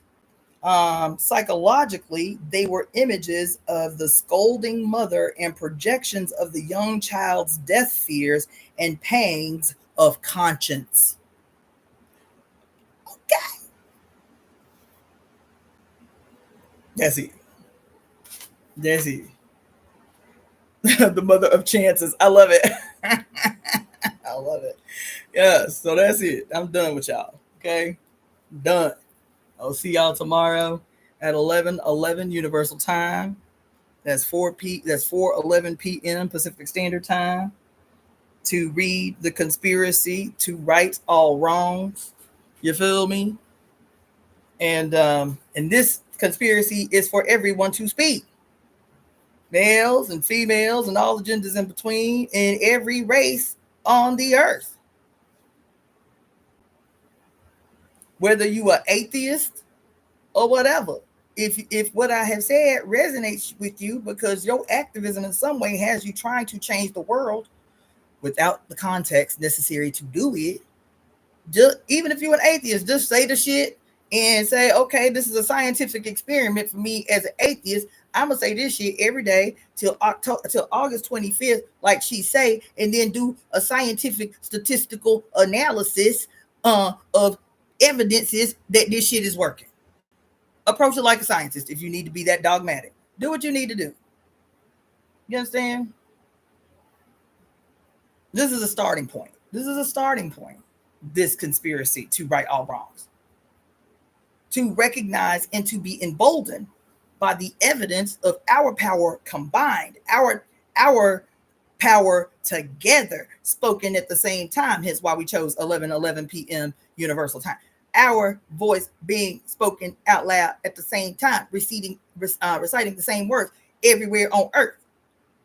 You feel me? At the same time, and then to be identifying in the headlines evidence that we can identify as the evidence that what we have said is having an impact on the material world. Because that's what the voice is meant to do. Your voice, your speaking, is meant to have an impact, an identifiable impact on the material world. That's what we're looking for.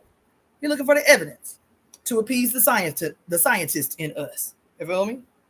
So, and then we say it.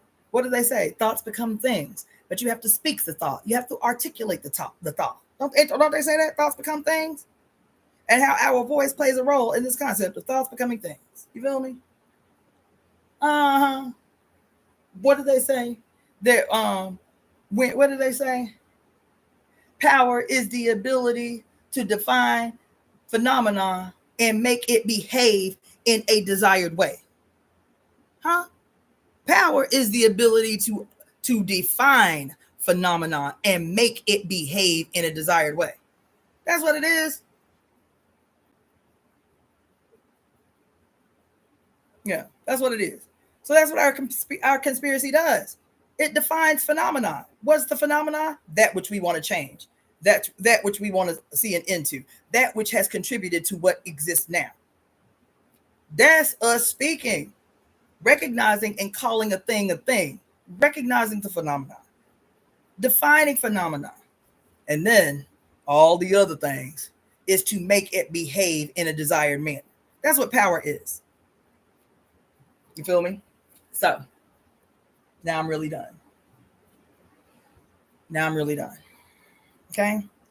Get your readings, aka divinations, get your 5 elements consultations, buy your powerful piece from the Daughter of the Fates Etsy store. You feel me? Make a donation, make a contribution, become a subscriber of the Daughter of the Fates YouTube channel. You feel me? Whatever contribution you want to make, however you want to make that contribution. I have a meeting with a sister tomorrow who is going to make our first t-shirts. That's how she wants to contribute. I'm like, yes, right on. Let's meet. You feel me? So, yeah, let's do this. Oh, shit, I just said right there. That took forever. That took forever. Them folk listen, when I say that I worked my ass off for them 4,000 subscribers, I appreciate y'all because I worked, because I'm going to have to work overtime because the algorithm hate my ass. Let me be specific. The algorithm hate my language. The algorithm hate my, quote, as the sister put it yesterday, so offended, the algorithm hates my potty mouth. The algorithm hates my particular expression of AAVE. You feel? The algorithm got an attitude with me. And so the only way that I'm going to get these subscriptions is because of y'all. Y'all sharing my shit. Y'all doing 1-minute clips and shorts of my shit. Y'all commenting in my shit. Even if it's something that's seemingly simple as asking, what you ate for lunch today? Have you eaten yet? I'm telling you, that's the only way, because as a matter of fact, I think it was somebody else that was telling me, I think your ass is being, what do they call it? Like shadow banned? Because I used to get notifications from you all the time. Now I don't never get no notifications. I think your ass being shadow banned. That's a very real possibility. That's a very real possibility. But there's a way to circumvent that shit. That's y'all sharing my shit, putting timestamps in my shit. I have the little scissors below each scissor, that below each video. That means you can actually do a 1 minute clip of the part that you like the most and use that, and it'll generate its own link that'll always bring them back to the whole video, and you can share that far and wide. You can share that far and wide. Y'all can cut and clip and manipulate this shit how you see fit. Post it on all your social media, because that's the only chat. It took us a long time. Thank you so much, S. Taylor, for bringing that to my attention, and Claudia Ankara. It took us a long time to get them 4,000 followers. It took a long time. It took a long time. It took a long time. It took a long time. That's the only way they're coming, though. That's the only way they're coming, is through y'all. That's the only way they're coming. Text a link to your homegirl in her actual phone. Text a link to your homegirl, because more people are more likely to text a link that comes in a text than they are on their social media. Send a link to your homies. Text a link to your homies. You feel me? Take a little short 1 minute clip of some shit that you like, because people get intimidated when they see a 3, 4, 5 hour long video. Take a 1 minute clip of the video that you like, you feel me? And send it so they're not intimidated and overwhelmed by my 3, 4, 5, 6, 7, 8, 9, 10 hour video. You feel what I'm saying? Listen, because I didn't do that. We did that. I was clear. If I'm not gonna tailor my language, if I'm not gonna self-censor, then it's gonna take y'all drawing attention to my otherwise invisible page on the algorithm. My shit is invisible on the algorithm. You feel me? So we did that. That's exciting. That's exciting. So anyway, I will see you guys tomorrow. I don't know what time yet, because it's Saturday, and I have to chart my day to be able to cash in this week. As a matter of fact, this weekend is Pride weekend here, and there's a huge festival literally blocks from my house, and so I have to figure out how I'm gonna capitalize off this weekend, since people just gonna be tossing literally tossing money in the wind. I'm about to have to be down there trying to figure out how I'm gonna capitalize off them tossing this money in the wind. You feel me? Like, I need to pull a revolutionary jack move monetarily this weekend, since it's rent week. You feel me? So maybe I will get up first thing in the morning to do a live to satiate you all, because I won't be able to talk to you the rest of the day unless I do some impromptu live while I'm on location. You feel me? The parade is tomorrow, and all the people gonna be down here on Santa Monica Boulevard, and all the roads gonna be blocked in my neighborhood, so I probably ain't even gonna be able to drive a car. It's a whole big production out here. So I gotta pull myself, probably pulling on lighter tonight, to figure out what I can sell to those participants in the Pride celebrations this weekend that will tickle their peculiar fancies. You feel me? So yeah. So if I do a live tomorrow and Sunday, it'll be very brief, and it'll probably be very early in the morning, because that's all that's on my mind this weekend is paying my bills. That's all that's on my mind this weekend is paying my bills. All right. So y'all have a wonderful.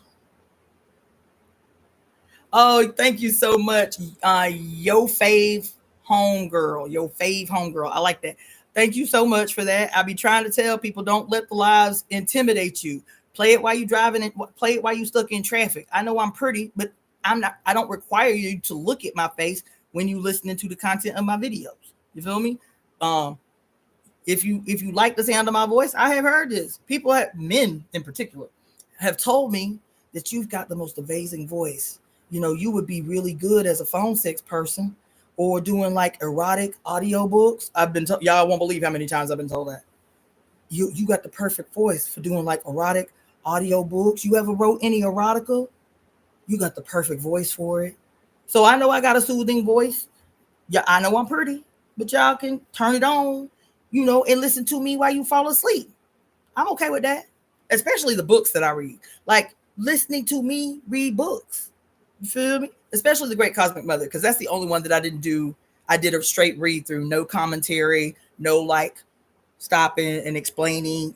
It was just a straight read through. So the Great Cosmic Mother would be a perfect book for you to fall asleep to, listen to while you're riding in your car. You feel me? Washing your dishes, like your favorite homegirl said. She listened to my long lives when she washing dishes or when she cleaning. I like that. You feel me? So share, like, subscribe, become a member, share, a million times, share, make cute little 1 minute clips of my shit that is open for anybody to do. All you got to do is look below the video, and you'll see a little pair of scissors that will allow you to take 60 minutes of content from the shit with a link that you can paste and post anywhere. You feel me? Right now, this is what building the Temple of Evolutionary looks like. The Temple of Evolutionary Emergence looks like. It's the simple things. It's the simple things. Until we have to start breaking ground to construct some shit with our own bare hands, which I look forward to doing. Yes, we might buy buildings, but I look forward to digging the first hole in the ground that we purchased and constructing this edifice with our own bare hands. Yes, I do. And I have a vision for that. You feel me? When we make the first declaration of land purchase to build the school of the Temple of Evolutionary Emergence. But in the meantime, this is what building looks like. Like, share, subscribe, often. What you want? You want to say hey? Come on. Come here. Come here, big old head. Oh, you so fat. Oh, you so fat and squishy. This is Storm. Hey, boy. You hungry again? The big old fat squishy self. Oh, he got so big. He ain't but a year old. He got so big. This is my boo. He be getting on my nerves a lot of times, but he's still my boo. Hey, girly squirrely. I didn't know you was under here. Girly squirrely under here, too. His name is Storm. This is Tempest. Say, hey, Tempest. Say, hey, Tempest. And she is named appropriately, child. She is named appropriately. Okay. So that's it. Wish me luck and abundance and the fulfillment of radical miracles this weekend while I go out here and try to do a smash and grab at these celebrations this weekend. While I try to go out here and pull a evolutionary jack move on these dividends. You feel me? Yes. All right. That being said, good night. Be prosperous. Have great, rich, wonderful dreams. Dream of pleasure and ecstasy beyond imagination. You feel me? Yes. All right. I love you all. This was fun. I'll see y'all tomorrow. I definitely will make the commitment, however, that if I can do a long live, I will still do the 4/11, aka 11:11 p.m. Universal Time reading of the Conspiracy to Right All Wrongs. Even if I'm out of location, that is the bare minimum commitment that I will make, is that every day until August 25th, I will be doing a live at 11:11 p.m. Pacific Standard Time. 11:11 p.m. Universal Time, so that we can all be saying it together. So find whatever 11:11 p.m. Universal Time is in your time zone, so we can be doing it all at the same time. It's 4:11 p.m. Pacific Standard Time on the side of the coast that I'm in. Okay, I will make the commitment to do that. Even if I will make the commitment to do that. That's it.